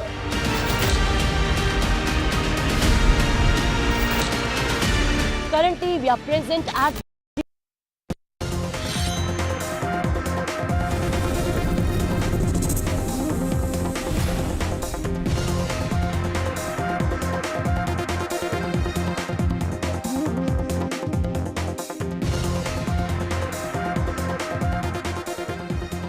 Good evening and a very warm welcome. You're on India Matters at 9 p.m. with me, Shiv Arur. Thanks as always for being with me. There's a huge amount of buzz over the two delegations from Iran and the United States that will shortly be arriving in Islamabad, Pakistan for round 2 of talks in Iran. And I'm kicking off my show tonight with some breaking news that we're bringing to you. Let's get you that breaking news.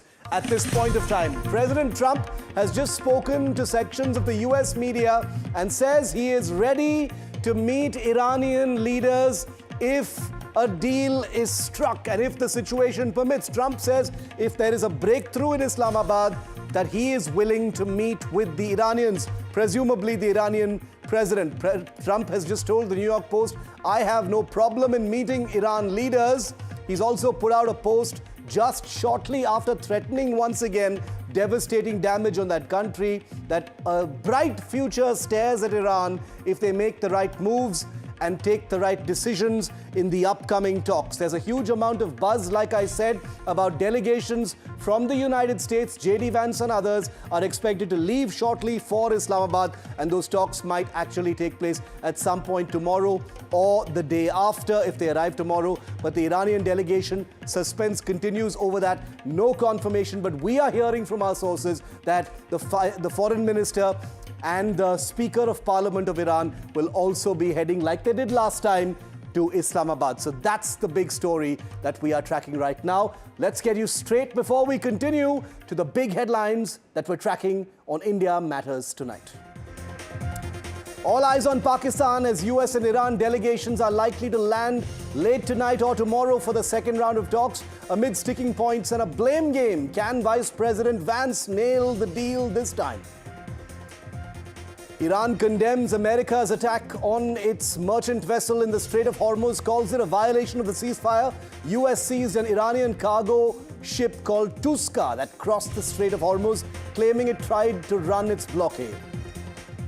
A distressing video showing passengers crying and breaking down mid-air has surfaced after a regional Fly 91 flight from Hyderabad to Hubli encountered bad weather and remained in the air for 4 hours, triggering panic inside the aircraft. It landed safely. Everyone's fine. The CEO of that airline joins me a little later on the show. A setback for the Trinamool Congress ahead of the first phase of voting in Bengal. Political consultancy firm IPAC, that is managing the Trinamool's poll campaign, has shut its Bengal operations after ED summoned its director in an alleged money laundering case.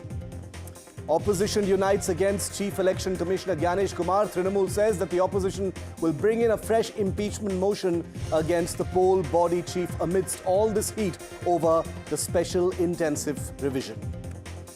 The Nashik court earlier today denied interim protection to absconding accused from TCS Nidha Khan in the Nashik sexual harassment and forced religious conversion case. The court will now hear both her anticipatory bail plea and interim relief application on the 27th of April.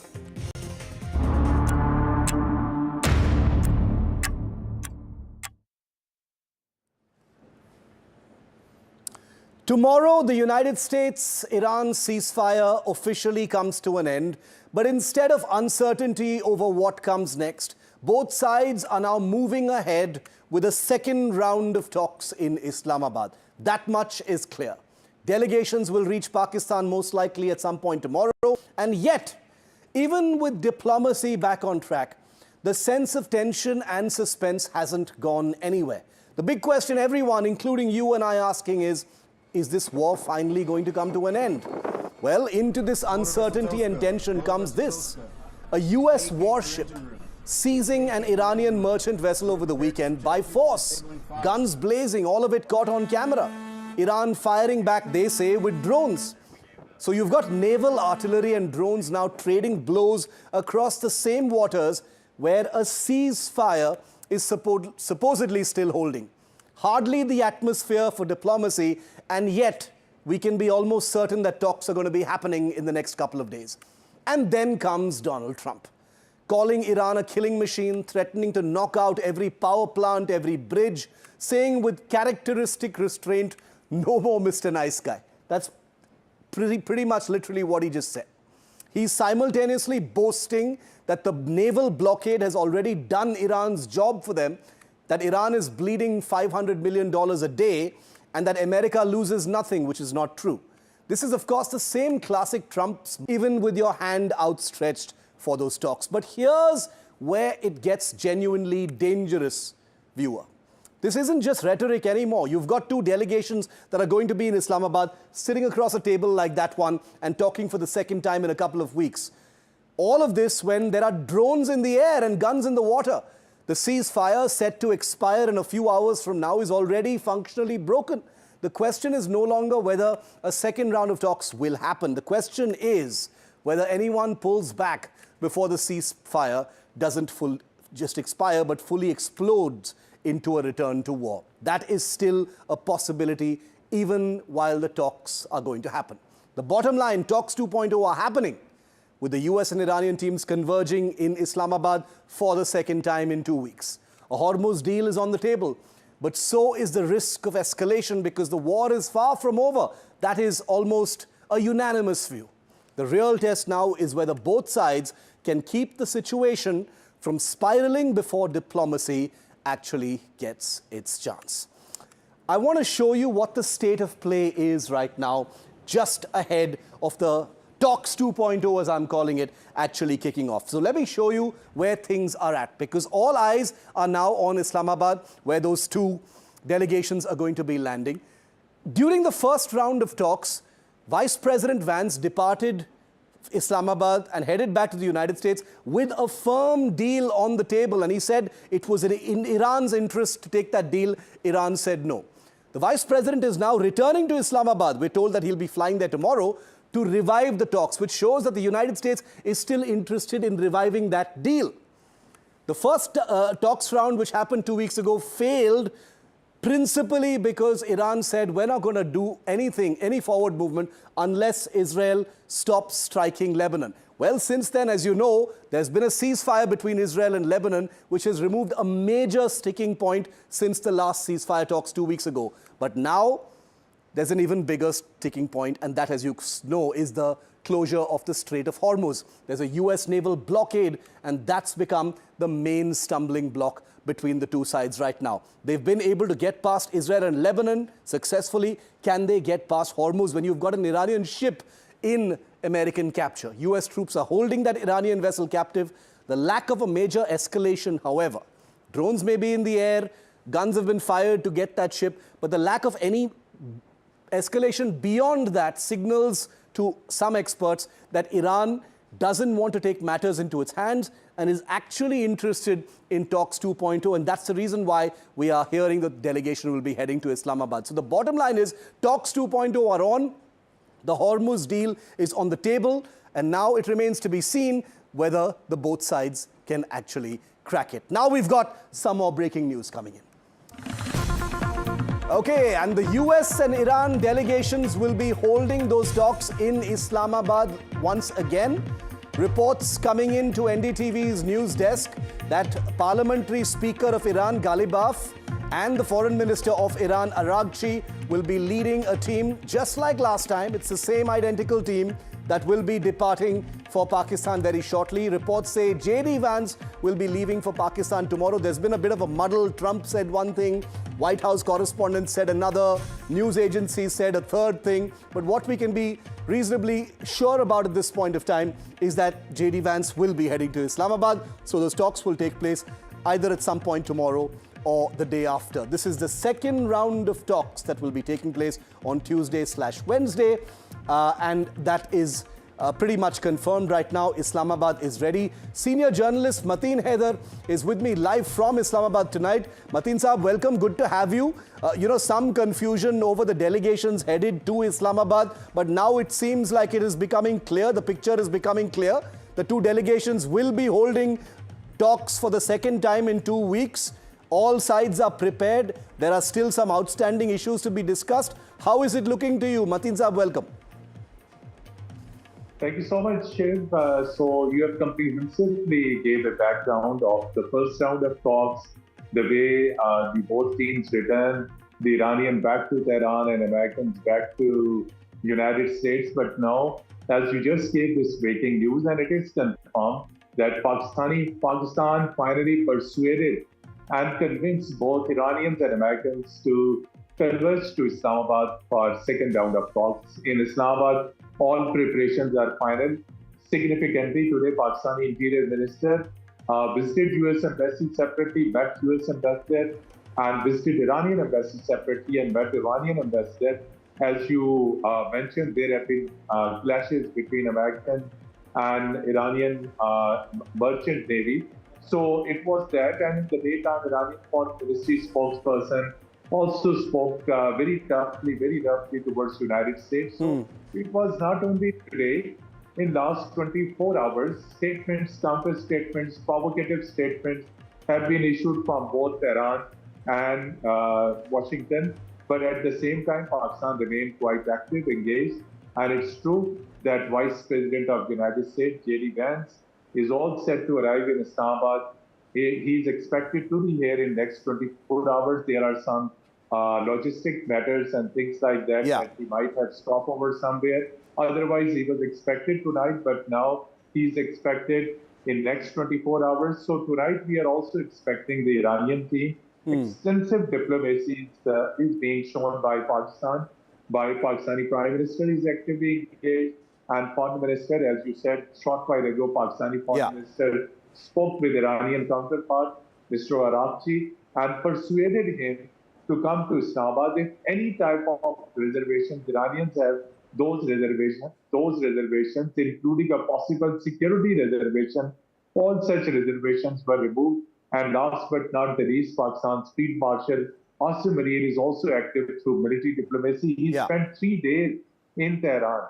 So talking to everyone, that is resulting now that Iranian speaker, foreign minister, their deputy national security advisor, and other top officials will be now finally coming to Islamabad. And as you put it, Mr. Trump, if there is a deal, then a more bigger event is going to be, that could be the signing. And as US President Trump has hinted, he could be witnessing that, not only witnessing, he could be signing. We are also hearing that it could be attended by some of the regional leaders as well, whose stakes are quite deep in the current Middle East. So all is set, and let's hope next 24 hours would be quite crucial. Mateen Naidar Saab, good to have your inputs live from Islamabad. Looks like everything is set. Look forward to connecting with you tomorrow as well in the build-up to the talks and get your insights. Appreciate you joining me on it right now. A question that is being asked, viewer, however, because you've got warships in the Persian Gulf right now. They've literally fired at each other. There is a captive ship situation that is still simmering. And those lead to questions over whether war could potentially reignite. And every expert agrees that it could reignite because you've got all of this weaponry over there doing the round. So if war erupts again, what kind of weapons do both sides actually have after 6 weeks of war? Let me tell you, Iran, ballistic missiles, according to US intelligence assessments, 60% are still available to Iran for use in case war ignites. Attack drones, half of their entire capacity is still in existence to be used. Coastal cruise missile, apparently almost all of their coastal cruise missiles are still active and available for war. Small boats and drone boats, about 50%. Hormuz mines unknown, even though there are reports coming in that the United States has begun some demining operations in the strait. Proxy networks like the Hamas, the Hezbollah, the Houthis, as you know, they are completely active at this point of time. The United States, which has far more military power deployed against Iran, it has one aircraft carrier deployed and one that is en route right now, even though it's taking the long route around the Horn of Africa because it doesn't want to risk going anywhere near the Houthis. Combat aircraft, 120 plus, the biggest regional conglomeration of such aircraft. Warships, at least 15. Cruise missiles, they've depleted in number but are fully adequate for any kind of re-eruption of war. Marine expeditionary units, 8,500 troops, including the ones that boarded the Iranian merchant vessel Tuska and taken it captive. Destroyers, multiple missile defense batteries. They've got 2 or 3 of the THAAD. They've got 7 to 11% of the inventory as far as the Patriot air defense missiles are concerned. So this is going to be a hot war in case the shooting actually begins again. But as the talks begin, The other question that many people will be asking is, what are the losses on both sides? After 6 weeks of war, what have both sides actually lost? So let me put this together for you, the numbers. In terms of personnel, Iran has lost thousands. We are told upwards of 2,000 military personnel have been killed so far in the war. The United States says only 13 people have died. In terms of aircraft and drones, again, incomparable. Iran has lost about 73. The United States has lost a not small number, 39. 60% of those are said to be drones. Naval vessels, Iran has lost 155 plus. Its entire surface navy has been wiped out. The US has lost nothing, but there's been a laundry fire on one aircraft carrier which has put it out of commission in this current situation. Ground positions that have been destroyed, Iran has lost about 40% of its missile positions, about 60% of its on-ground drone launching arsenal. Missile production across the country has been heavily hit and degraded. Nuclear facilities have all been struck in different levels of intensity. The US has lost as well. They've lost Gulf bases. About 11 of them have been hit. In terms of governance and command, the United States has lost nothing. Iran, of course, has lost. Its supreme leader has been killed in the opening day of the war. Its National Security Council headquarters has been destroyed in Tehran. Parliament building has been targeted. Presidential compound targeted. Total targets struck, according to the Central Command, is in excess of 12,300 when the first ceasefire came into effect. So the big question tonight is, as talks 2.0 are all set to kick off in Islamabad tomorrow, are we anywhere closer to a US-Iran peace deal? Let me go straight across to our experts tonight. Anne Dreesen is a former Iran desk head at the Department of Defense in the United States. She joins us live from Washington, D.C. Anne, good to have you. Welcome. Anne, welcome. And also Mohammad John Hussain is a journalist and joins us live from Iran. Anne, I'd like to come to you first. The Israel-Lebanon issue was the biggest sticking point right before the last round of talks 2 weeks ago. That's been sort of resolved now. There's a ceasefire between Israel and Lebanon, so that is no longer a sticking point. Now it appears that it is the Hormuz issue. There's a naval blockade. We've seen, quite a bit of drama over the weekend where an Iranian merchant vessel has been taken captive and boarded as well. How do you see the talks 2.0 proceeding? Do you think there can be a deal this time? Thank you so much, Shiv. It's a pleasure to be on with you. What I would say is that I think this is all about freedom of navigation at this point, primarily as the top issue driving both sides to these talks. Specifically, is there going to be able to be progress on opening up one of the world's most important waterways to all without any conditions? Do you think that's going to be possible? Do you think Iran would be amenable to negotiating on the Strait of Hormuz issue when they've got a merchant vessel boarded and sort of taken captive by American forces at this time? So I think the sequence here, and remembering the sequence, really matters. So after the ceasefire was declared 2 weeks ago, of course, we saw right away Iran beginning to impose restrictions on the Strait of Hormuz, requiring all vessels to be approved by Iran's Islamic Revolutionary Guard Corps. And immediately we saw that shipping slowed dramatically. That's, I think, an important context for this U.S. response. And until freedom of navigation is open for all, it's very hard for me to see progress or long-term stability on this issue. I do think that both sides are, specifically the United States, I think, does want to pursue diplomacy to get this resolved. And that is why we're seeing President Trump send a very senior level delegation to Islamabad. Absolutely. And it is the same delegation that's going. Mohammad, how do you see Iran's side? Because the signals coming out of Tehran have been that, until this naval blockade is removed, we are not interested in talking. But we hear that the same delegation will be headed to Islamabad. Can you confirm that? And what are they heading into these talks with? Thank you so much for having me here. Yes, Mohammad, to you. Sorry. Thank you so much, Shiv, for having me here. As far as I could confirm, there has been no official statement released from the Iranian side. There has been news from the New York Times where they've stated that two senior officials of the Iranians, they've said that perhaps Karibaf is coming, and Al Jazeera has been quoting it. But so far, nothing official has come out of Iran. Last I spoke to the foreign ministry, they said that the talks will not be held unless the blockade is removed.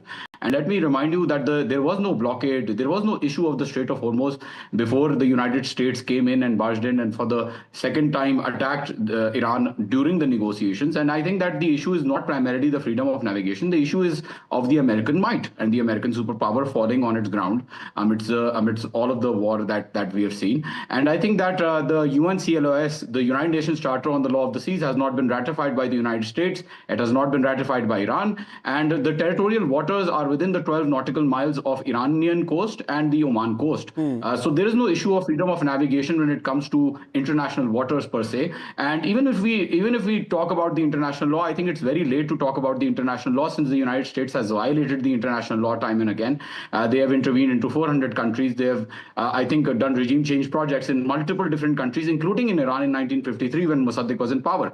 So I think that the issues are so thorny that they will not resolve immediately, and the United States cannot use the carrot and stick approach on Iran. I think that the sentiment has been clear from the Iranian side that until there is one view, Anne, and I want to bring you in on this, that the fact that there hasn't been any major escalation over the last 72 hours, despite a U.S. Navy warship firing its guns, Iran apparently firing its drones at U.S. Navy warships. The fact that this hasn't triggered a larger escalation is a signal that there is an intent, to hold these talks and to, get into an actual diplomatic discussion. But I'm also wondering whether you think that the possibility of a re-eruption of war actually exists. Could this entire situation spiral back into what we saw, through March and early April? I do think there is that real risk. We saw over this past weekend that the Iranians fired on two Indian-flagged vessels in the Strait, as one example of just the volatility that we're seeing here. And we know that even while the United States has made clear its strong preference for diplomatic talks, that President Trump has authorized the deployment of many additional military assets to the region, which we have seen in the past he's willing to use force when he determines that that's necessary. So I do think we're in a very volatile moment right now. I have not myself seen the confirmation of the Iranians being willing to participate in these upcoming talks. Question to you, do you think a re-eruption of war is possible or even likely? The ceasefire expires technically by late tomorrow, and these talks are scheduled to take place because J.D. Vance will be arriving there. Do you think that it's possible that the war might re-erupt? Mohammed, to you. Sorry, is this question? That question was for you. I think that, yes, there is a possibility. Yes, I think there is a possibility that this war might restart again. I don't think it had ever ended. I think that there was a pause in the conflict, and I think that this is going to go on, rather on the Strait of Hormuz, not within Iran, because I don't think that the United States would be in a position to suffer more economic damage or suffer any of the bodies coming in back home because of the war that has been created by Israel. So I don't think that there is a possibility of a large-scale conflict, but I do see that the war will not end right now. Because the demands from both sides, frankly, are very maximalist. They are not. The Iranians are saying that they will not transfer uranium, unlike what Trump says that they will transfer the uranium, or they won't let the Strait of Hormuz go. So I think that since the demands are not in being released, or they're not being relaxed from either side, I think that this conflict is not going to end anytime soon. However, one thing that is clear is that the United States does want to end this war. They want to have some face saving. They want to go out of this war because of the public perception, perhaps. But I don't see the likelihood of that happening anytime soon. We'll be reporting whatever happens in the build-up to the talks tomorrow. We'll be live in Islamabad as well. Thanks very much, Anne and Mohammed, for joining me here tonight on India Matters. We've got some breaking news coming in.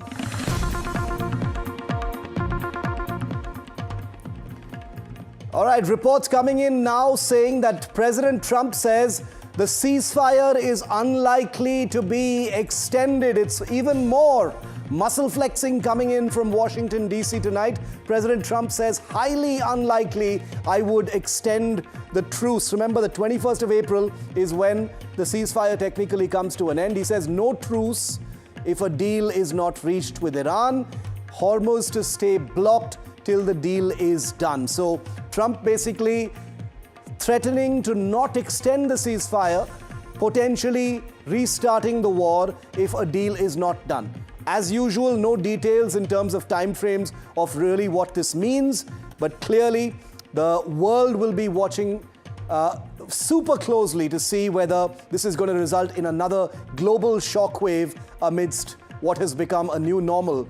Global uncertainty, the markets, oil prices, all of it will be looking very closely at what happens next. A short while ago, I spoke to Columbia University's Professor Jeffrey Sachs on how he sees how tomorrow could actually unfold. Take a look.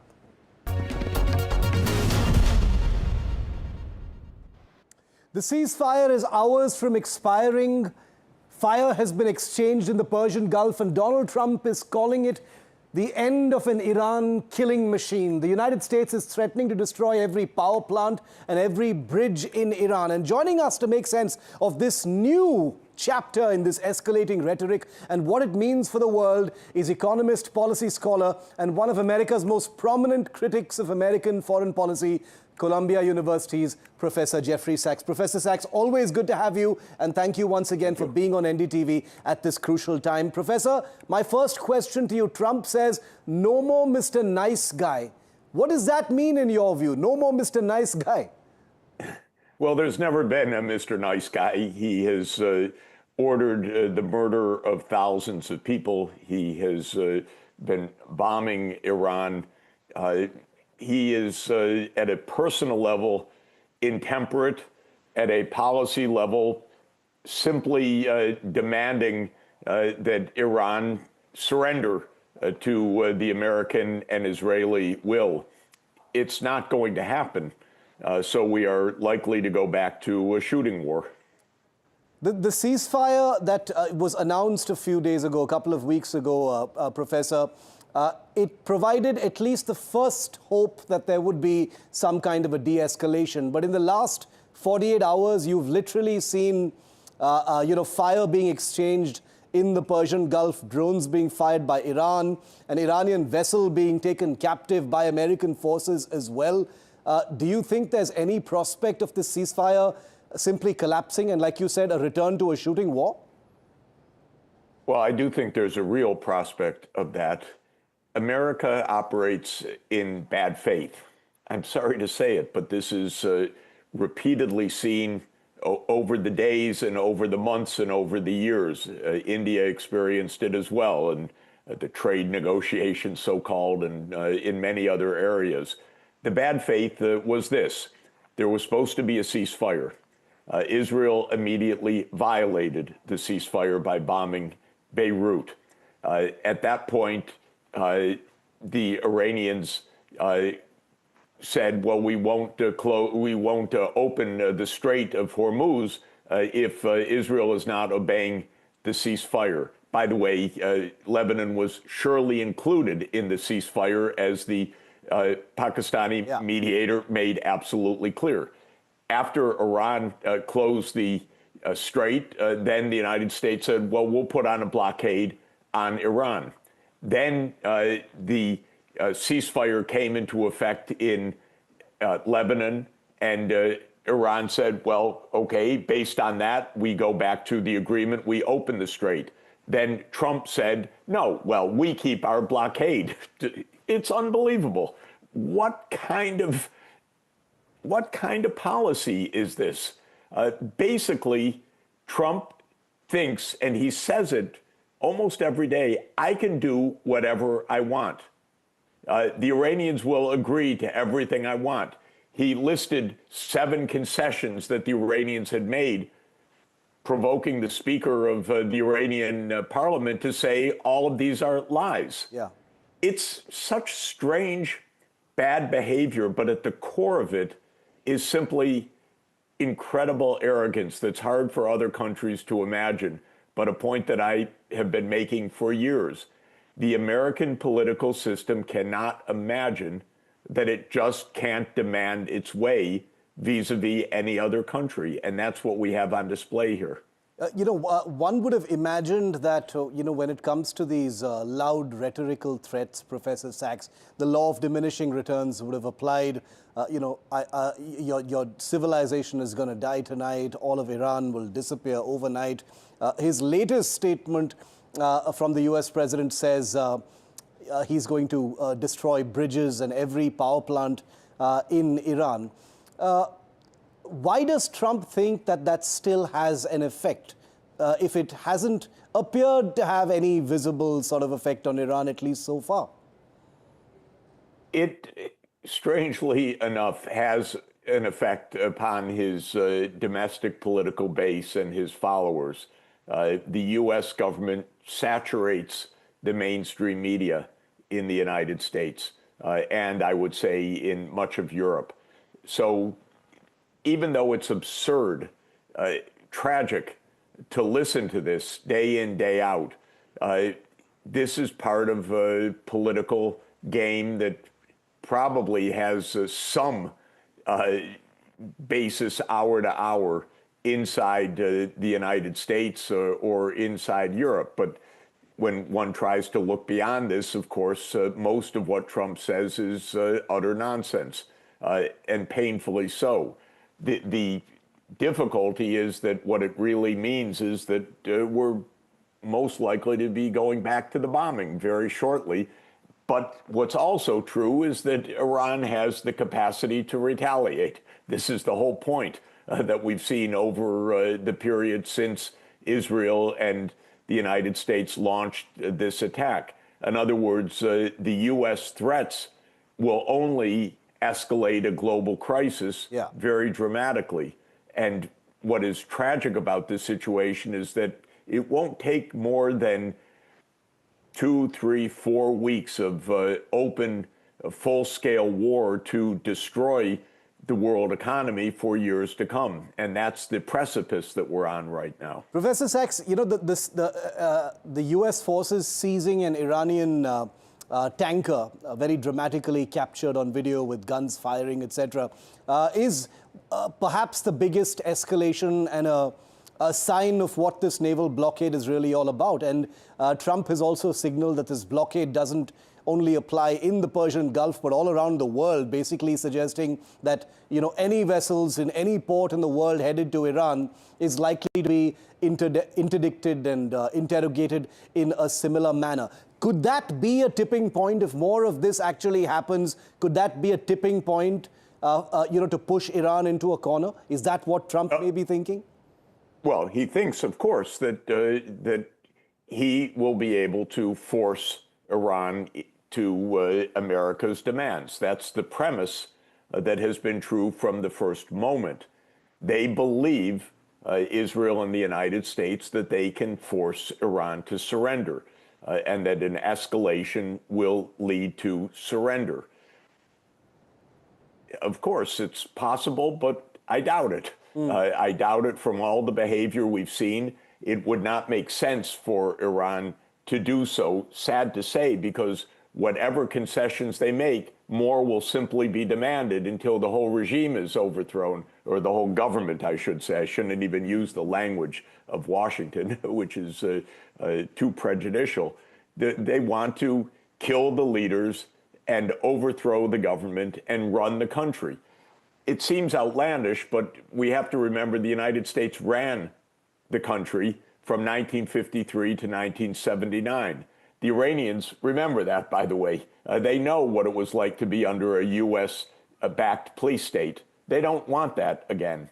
And so I think all of these demands put Trump into a corner of having to escalate for his own psychological need and maybe for his own political need.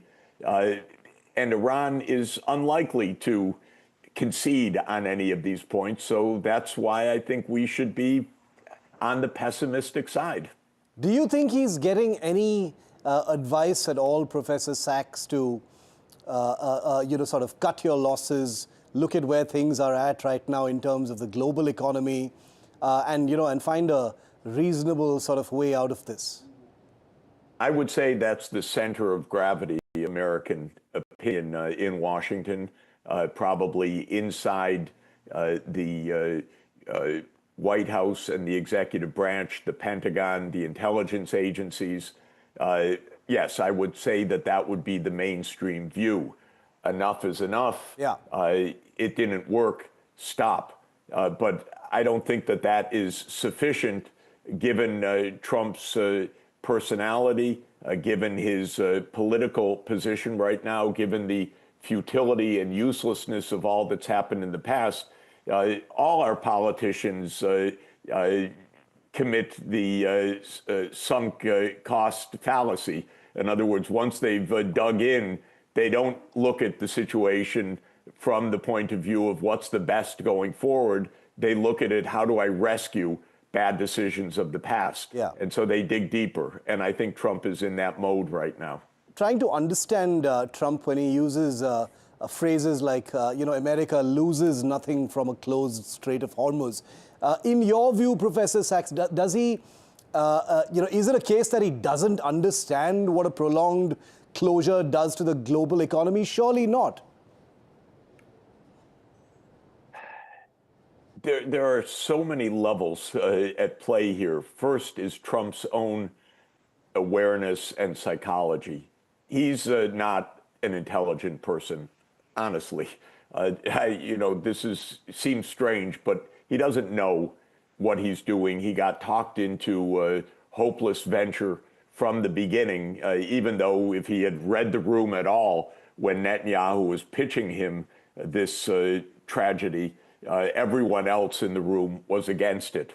So he's not very smart. Second, he's very brazen and very much of the view that in the end, he's going to get his way.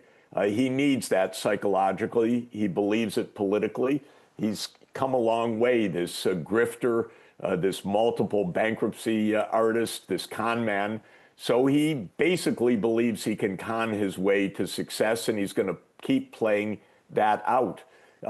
So then, of course, he cannot confess that there's a fundamental flaw in all of this, which is that the world economy could be destroyed in a few weeks. This is the reality, actually. If there's a full shooting war, Iran is going to destroy oil fields, gas fields, infrastructure, and desalination in the Gulf region. This is going to be pretty tough. Surely people have told Trump this, but he is backed into a corner, and he's going to bluster and escalate, and we're going to go back to bombing. And Netanyahu is also a party to this. They're both reckless gamblers of the rest of the world. And Iran appears to be aware of what you just mentioned, Professor Sachs, that many of these sort of over-the-top threats are for a domestic audience and an ecosystem. But Iran is very happy to continue to push those buttons, knowing that this is a temperamental president who does what he wants and can very much do some of the things that he threatens to do. But Iran is comfortable pushing those buttons and taunting Trump. What do you make of that? I don't think they're comfortable, but I do think that they don't want to surrender. Yeah. And Trump does not give any ground for settling this. Trump's modus operandi is to hit and then demand that the other side surrender. Yeah. And that's what he has premised everything on for several weeks. It's been a disaster. Of course, a disaster for Iran itself, a disaster for the rest of the world. It's true that the United States has the power to kill a lot of people, to bomb a lot, to damage the world economy, and to absorb a lot of that. And that's what Trump basically banks on. But the American people are quite unhappy. Yeah. Most Americans are sick of this, by the way. They don't like their standard of living falling. They don't like going to war against countries for no reason.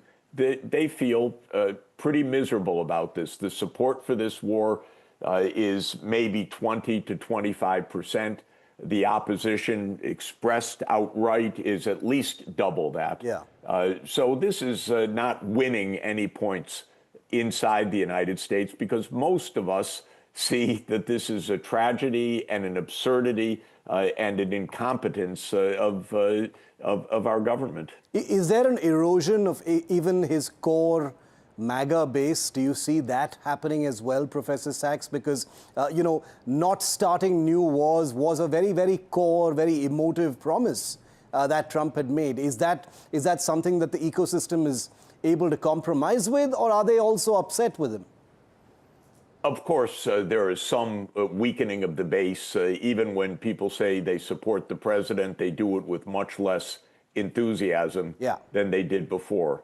Everybody is questioning what's going on. It's a mainstream meme asking whether Trump is demented, whether he's mentally unstable. This is not. He's got people who still abide by him picturing himself as Jesus Christ. There's no question he's got some core following, but there's an erosion for sure. Most Americans, when asked, think that he's not up to the job mentally anymore, that he's lost something during this first year plus of the second term. There's definitely a sense, even by those who don't follow events hour to hour, that something really is wrong. Which countries, to shift away from America, Professor Sachs, which countries, in your view, have gained the most from this conflict? Is China, as many people are saying, quietly one of the real gainers, the big winners in what's been happening so far? I find it hard to put it in terms of winning. Of course, Russia's earning some extra oil revenues. China is not helped by this economically. Net, I don't think any country is really coming out ahead. This kind of destruction truly can be lose-lose. In other words, no one is winning. You can ask who is losing less in this, but I don't think you could really say that anyone is delighted that this is happening. Everyone would like this to stop. Everyone would like the aggression by Israel and the United States to stop. It's true, no one quite knows how to make that happen, but I don't think anyone is saying behind the scenes, oh, he stepped into it, this is great for us. Nobody is very happy about this. China's sending warships to the region. That is not something China wants to do, believe me.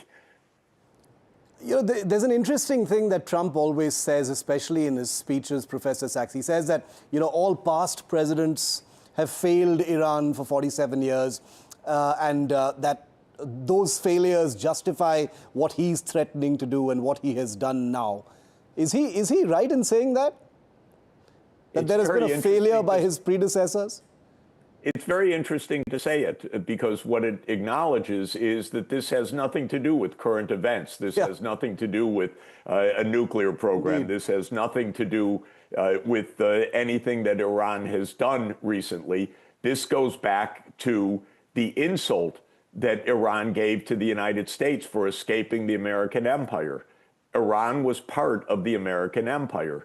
It was what the Persians would have called a satrapy of the United States. It was a self-rule region under the thumb of the United States empire, ruled by SAVAK, the intelligence and enforcement agency of the Shah of Iran. And 47 years ago, Iran escaped that. So Trump is saying something quite real, that no president brought Iran back into the American empire.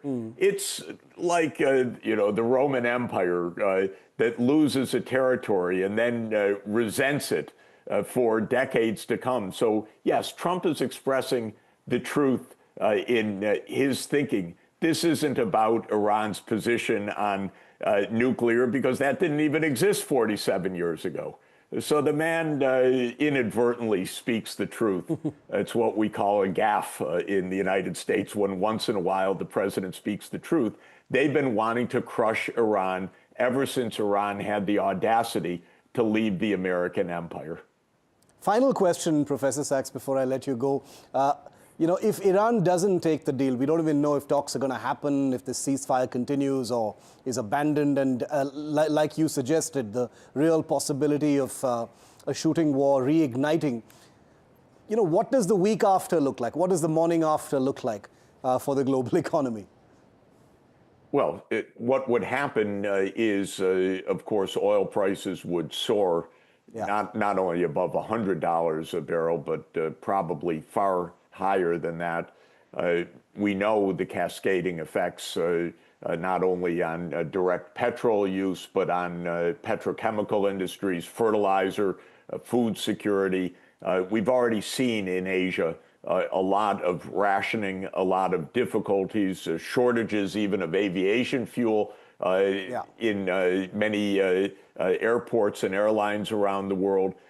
And it would be a multiple of all of this. The world would go into a significant economic crisis, which I fear, by the way, is going to be exacerbated by a major climate shock towards the end of this year, an El Nino, which is hugely destabilizing for the monsoons, for India, for the tropical and subtropical regions. We're just heading towards a calamity with our captain of our ship of state in the United States in no mental condition to be at the bridge.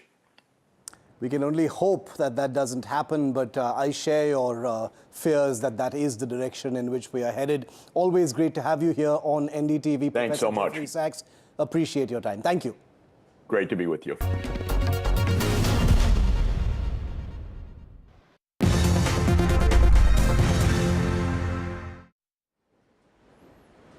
And back here in India, a short video captured during a flight from Hyderabad to Hubli in Karnataka has become the most shared video, a very troubling video depicting panic in the air for passengers of this Fly 91. First, I want you to watch it in case you missed it.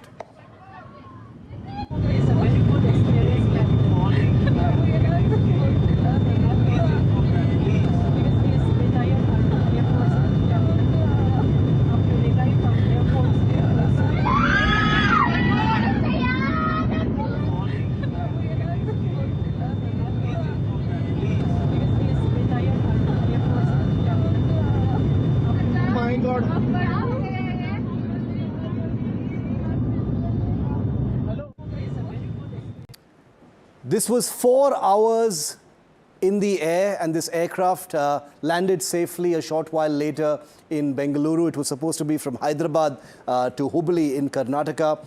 Thankfully, everyone is safe, but you just saw a glimpse of that video, which has gone super viral online, and you can understand why people have been troubled by it. But thankfully, everyone is safe, and this was not a technical snag, says the airline Fly 91. In case you haven't heard of it, it's a tiny new airline that started only in 2023. And I'm joined by the MD and CEO of Fly 91, Manoj Chacko. Manoj, good to have you. You know, I know watching that video may have been distressing. It was for many people, but thankfully everyone is safe. Tell us what happened. This aircraft, you know, on a flight which should have been about 90 minutes, was in the air for about 3.5 to 4 hours. What happened, Manoj? Welcome. Yeah, hi Shiv. Thanks so much for having me, you know, and give an opportunity to clarify the position. So I think, you know, let me kind of state the facts as they are. The flight took off from Hyderabad for Hubli at 3:14 p.m.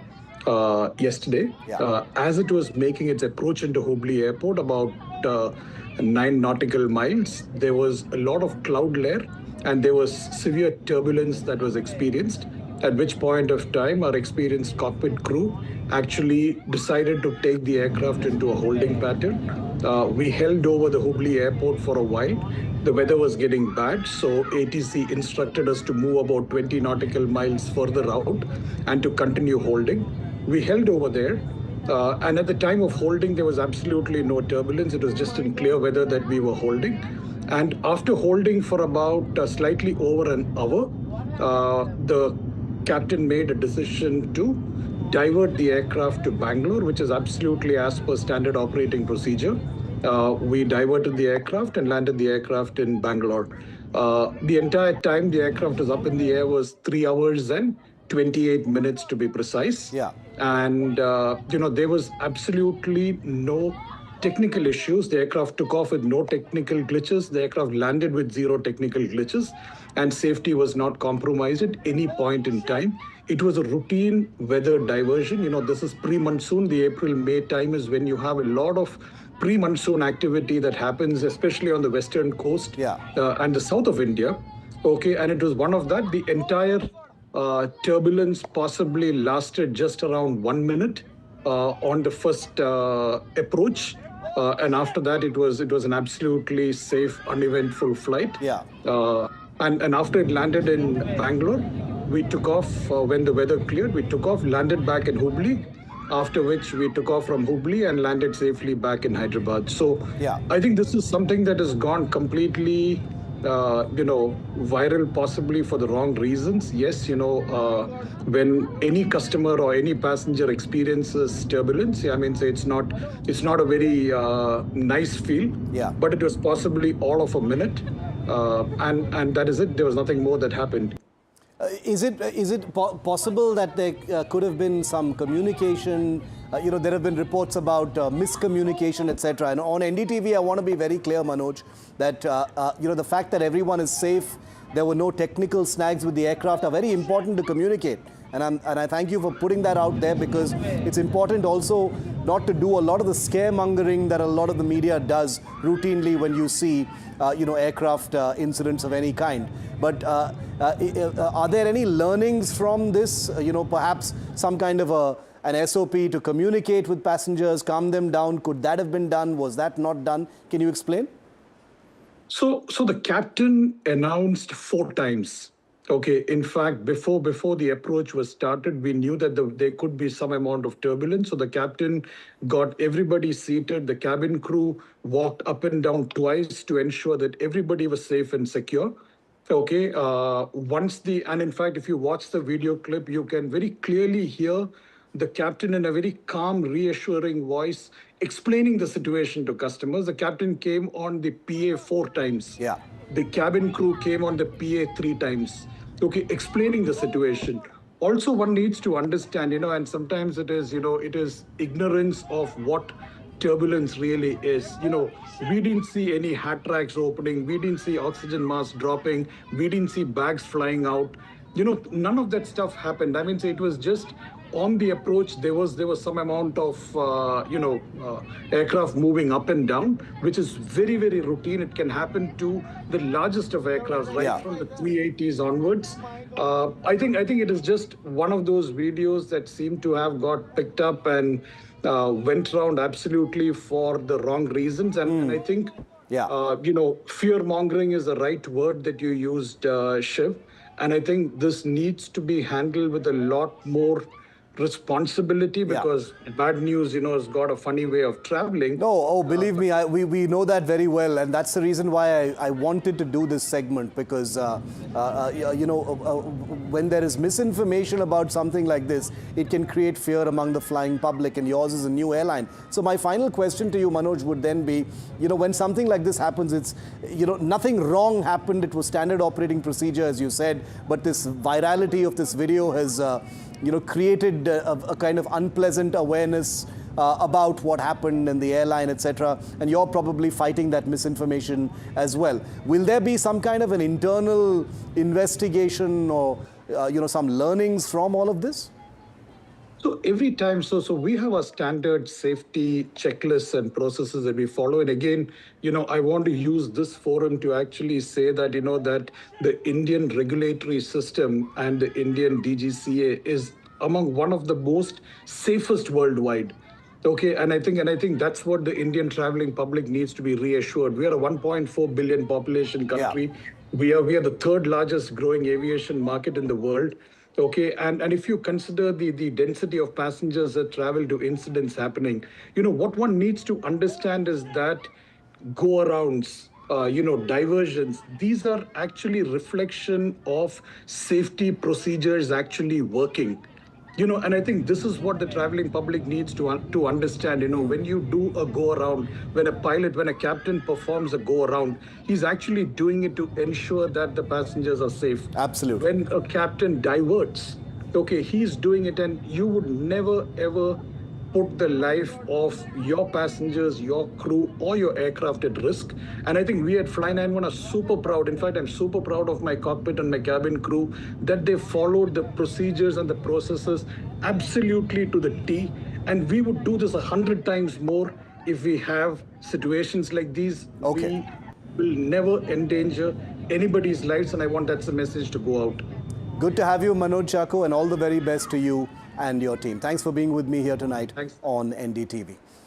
And before I bid farewell to you tonight, and thanks very much for watching, I'll see you at the same time tomorrow, I wanted to leave you with the most viral image of the week and one of my personal favorites. An astronaut on board the Artemis moon mission took this video of an Earth set, the Earth setting behind the moon, using an iPhone. It is the most distant video taken with an iPhone ever. Enjoy that, and I'll see you on the other side.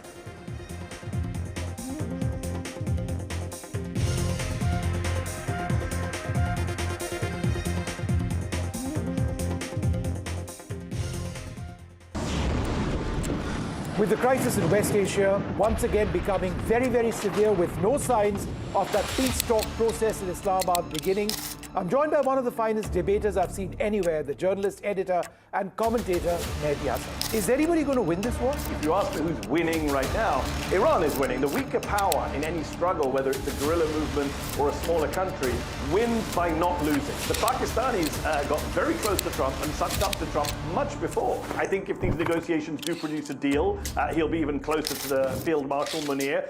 Do you see an immediate solution to this, or is this going to drag on? I'm talking about the war. No, I don't see an immediate solution at all, not when the American government is taking such a hardline position on enrichment. What the Iranians want is they want to re-establish deterrence, and that is going to take much longer.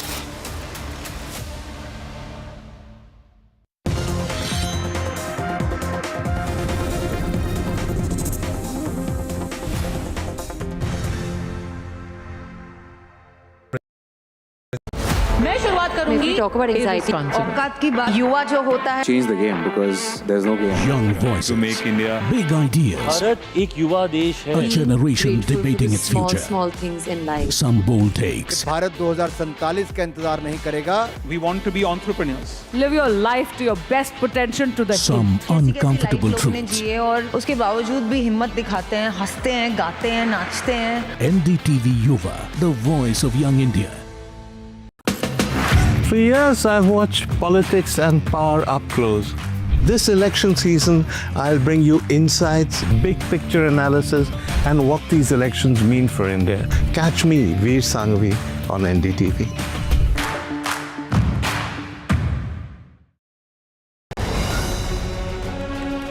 Straight from the heart of the newsroom to the core of the stories shaping your world. Join me, Gargi Raut, as I track all the developments as they break. Live from the NDTV newsroom, weekdays at 4 p.m.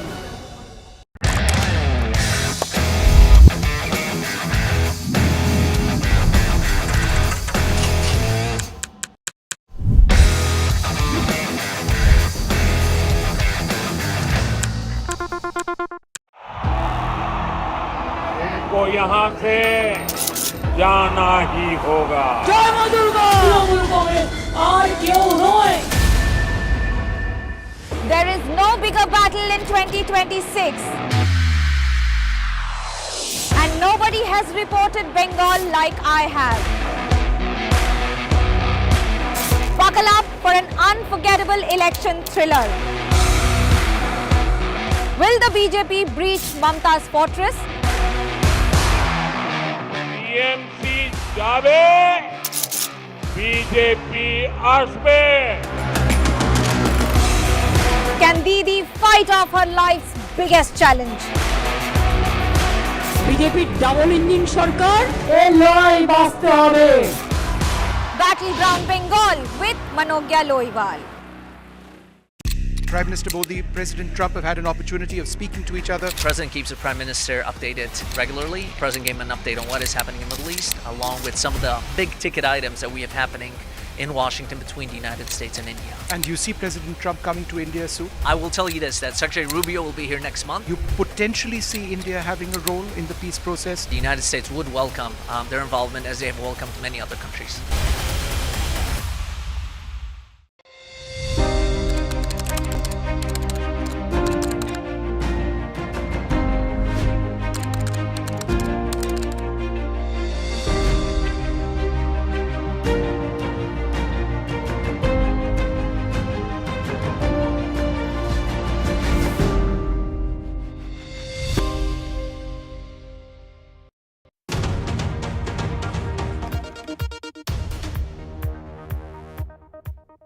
Good evening. You're watching Left, Right and Centre. I'm Vishnu Shom. The fragile US-Iran ceasefire strained tonight as the planned second-round talks in Islamabad face uncertainty. Iran at one level has made it clear that there is really nothing to talk about after the United States attacked an Iranian cargo ship attempting to run the blockade of the Strait of Hormuz. This, the Iranians say, was a violation of the ceasefire agreement between the two sides. What's more, there now appear to be divergent viewpoints emerging in Iran, which begs the question, is Iran really a cohesive unit presently? The president of Iran today tweeted that he wants talks. The foreign ministry spokesperson says Tehran has no such plans. And then, of course, there is the Revolutionary Guard, which retains the ability to strike targets in the Strait of Hormuz and elsewhere. This is all a real mess, with hopes of an end to the war being put on hold, I would suggest. Joining me on Left, Right and Centre this evening, a very special guest, one of the finest debaters I've seen anywhere, the journalist, editor and commentator, Mehdi Hasan. Mehdi, thanks very much for being with us. Thank you for having me. The bottom line, the Iranian Foreign Ministry spokesperson just a little while back said that the exit or transfer of Iran's nuclear stockpiles has never been a negotiation option.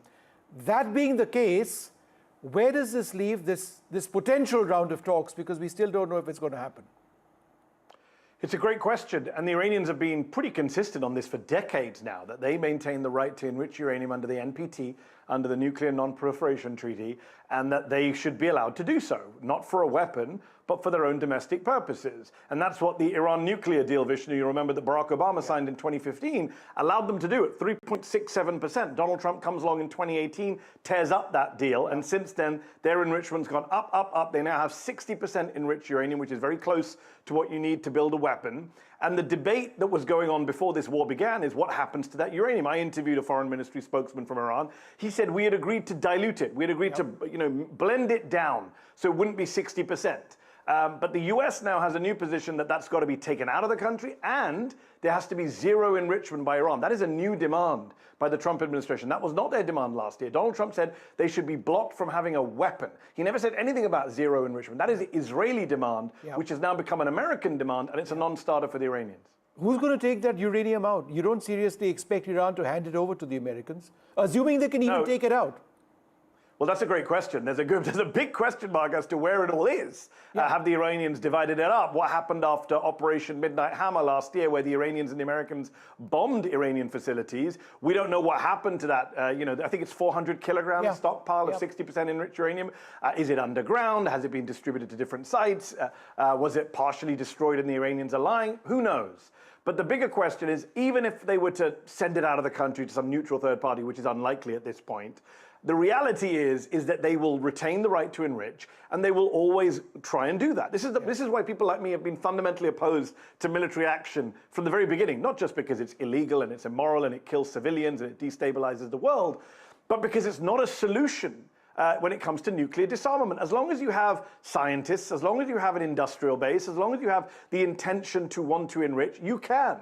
And the fundamental issue is, how do you constrain the Iranians? And the JCPOA, the Obama nuclear deal, did that. But for some reason, well, we know the reason, under Israeli pressure, Donald Trump tore that up in 2018. The other question, of course, is who's in charge in Iran right now? And I ask this because just ahead of the planned talks in Islamabad, you have their president saying that diplomacy is important, let's give diplomacy a chance. You have the foreign ministry spokesperson saying that we aren't going anywhere. And then there's the Revolutionary Guard, which is a very viable fighting unit, certainly across the Strait of Hormuz. Who is the international community, or the Pakistanis for that matter, really speaking to? It's a great question. And even before, long before this war began, the word that was most often used in Western capitals to describe Iran's political system was opaque. Yeah. We don't know what's going on inside the government. It's not transparent. Where are the power centers? We go from one extreme to another, by the way, Vishnu, in our coverage of Iran. On the one hand, we say supreme leader Ayatollah Khamenei runs everything with an iron fist. And then we say, well, we don't know where power is distributed. We don't know which power centers. It's somewhere in between. Clearly, they have a supreme leader. Now it's Ayatollah Khamenei's son. Yep. But they also had a system in which there were different factions. There was the military. There was parliament. There was the National Security Council. There are different theocratic groups. And the supreme leader has always been someone who's had to, adjudicate between different demands. For example, go back to the 2015 nuclear deal that I mentioned a couple of times. That was seen as a concession by the US right and by the Israelis. In Iran, it was also seen as a concession by hardliners in Iran. There were people who criticized Ayatollah Khamenei for signing up to that deal. And in hindsight, many of those hardliners say they've been vindicated. Yep. Because they think Iran should have built a weapon and they wouldn't have got attacked. Just like no one would dare attack North Korea, or no one would attack India, or no one would attack Pakistan. Because there are nuclear weapons in those three countries that I just mentioned. Iran never actually built one. So I think right now the problem the Americans have is that they killed the supreme leader on day one.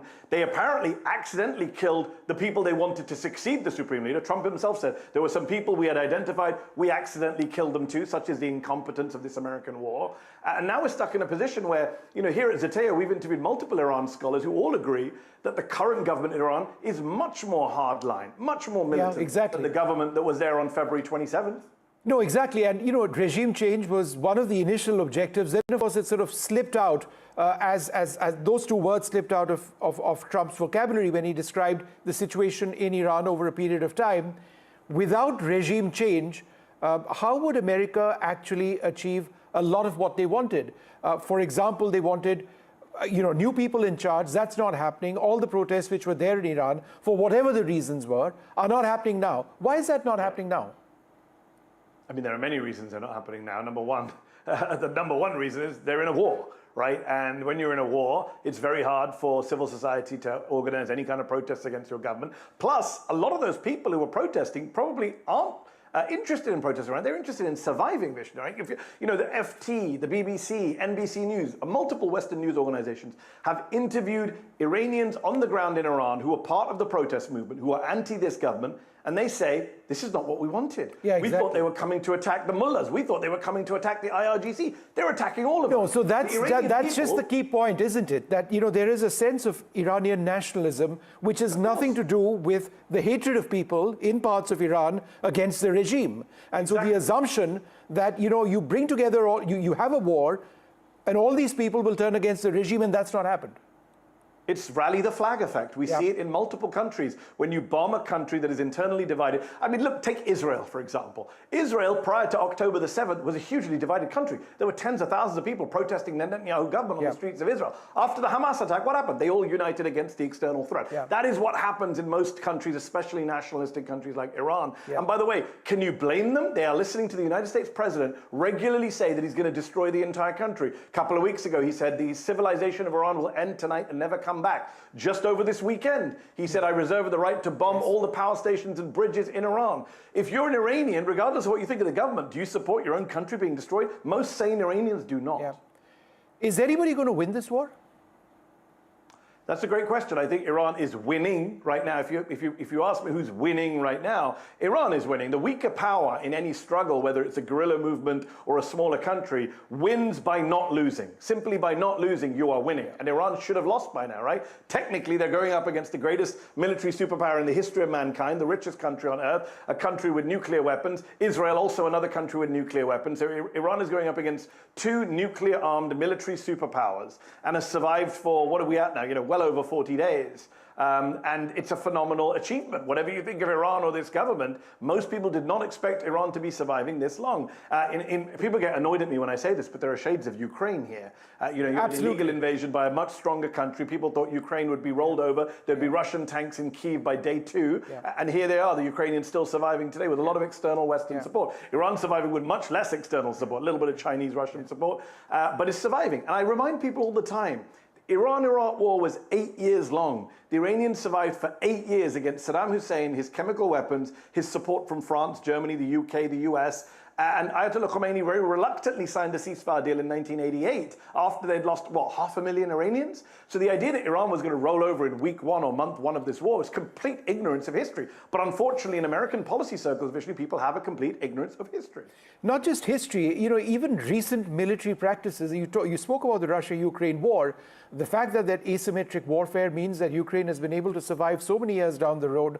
The fact that Iran has thousands of drones available to it. The fact that some reports suggest that upwards of 50% of the ballistic missiles might still be available. Yes. How is America going to counter all of that, and how long are they going to do it? Because in terms of the number of surface-to-air missiles which do exist, whether it's for the GCC nations, Israel, or for the United States, the number of new missiles available are less than 2% of what they're consuming on a daily basis. So it's not going to work out in terms of numbers.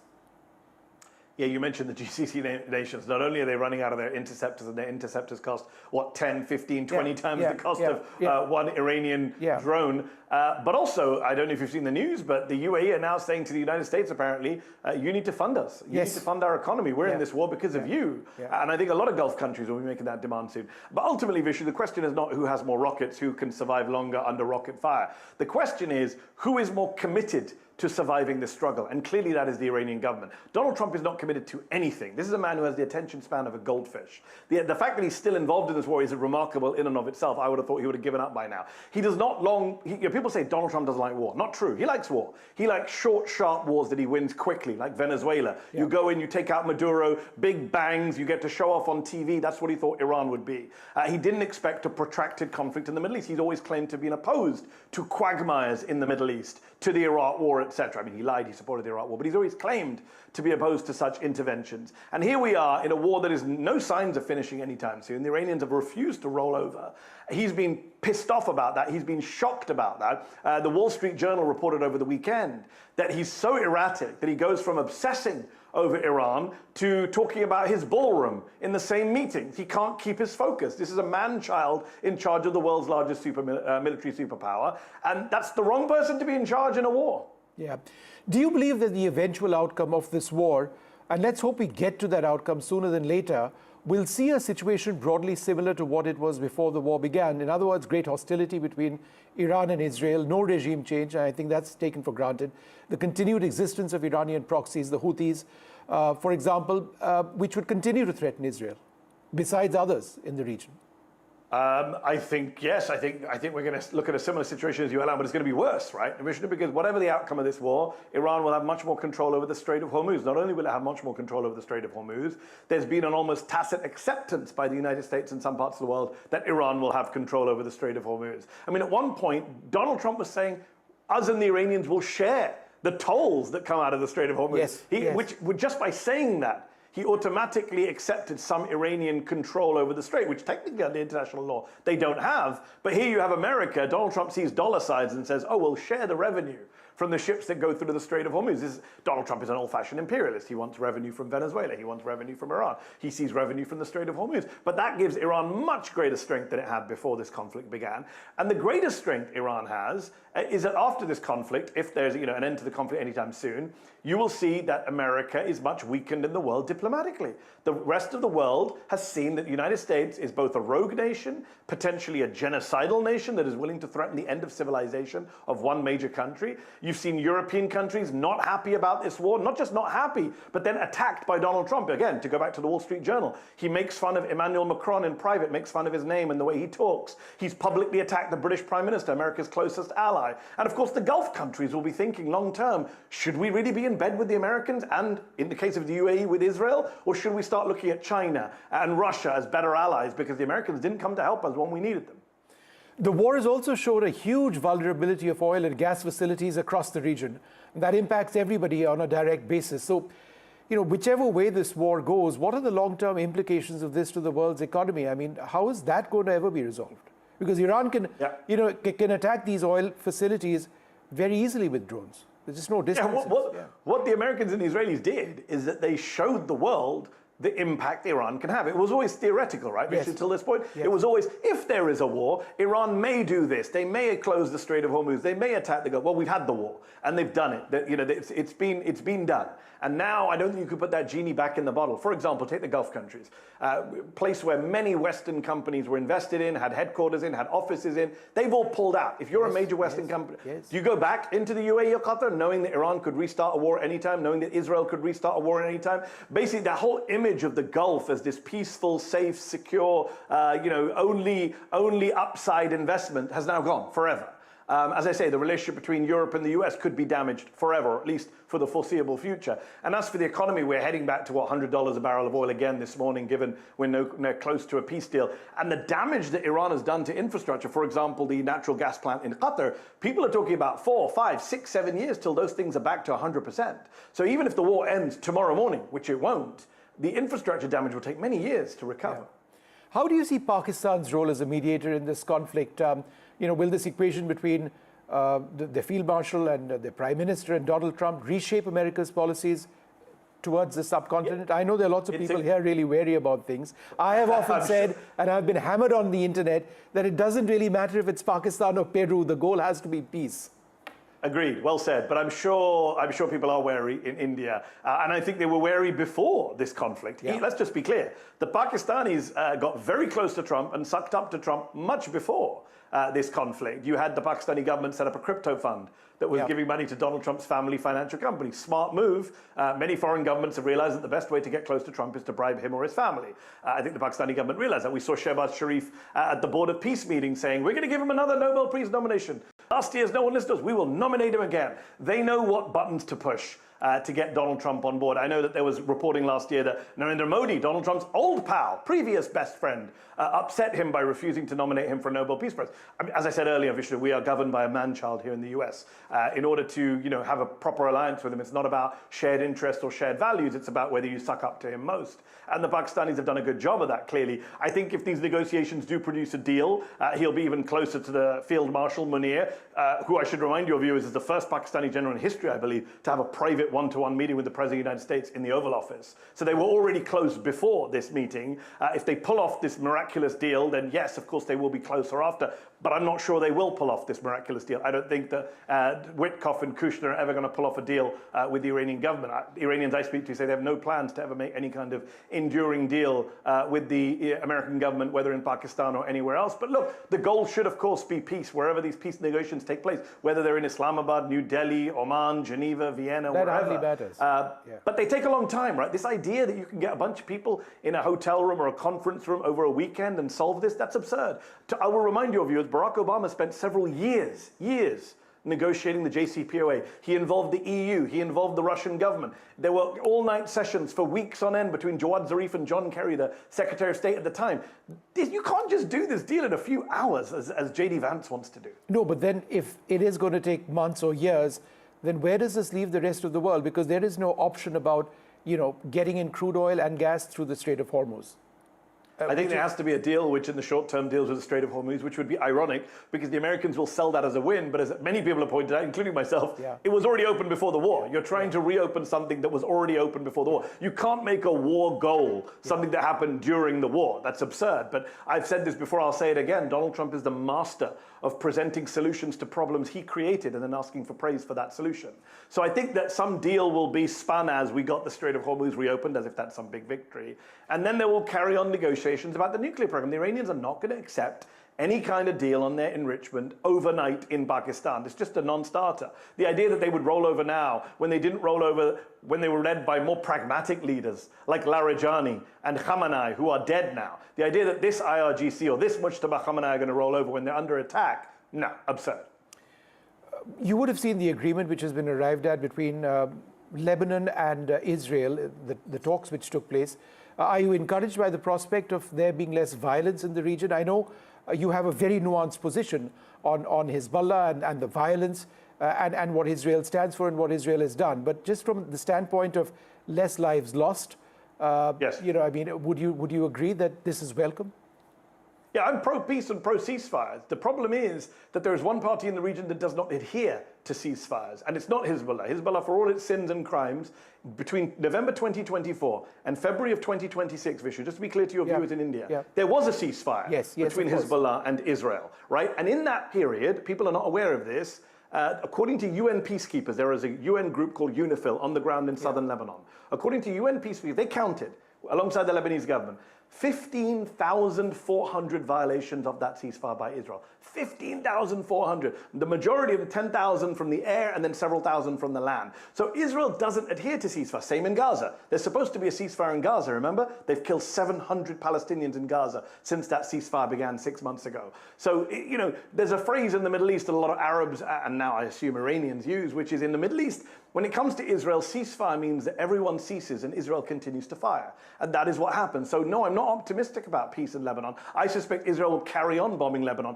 Donald Trump put out a very strong statement of the weekend saying Israel is prohibited from attacking Lebanon now. But of course, we've seen that the Israelis do what they want because they know there are no consequences. They have impunity and they know the American government will never crack down on them. Israel is killing Americans in the West Bank. Multiple American citizens have been killed in the occupied West Bank by Israeli settlers, backed by Israeli soldiers. American government has never done anything. So the Israelis, if you're in Israel, you think, well, I can do what I want because who's going to stop me? Who's going to punish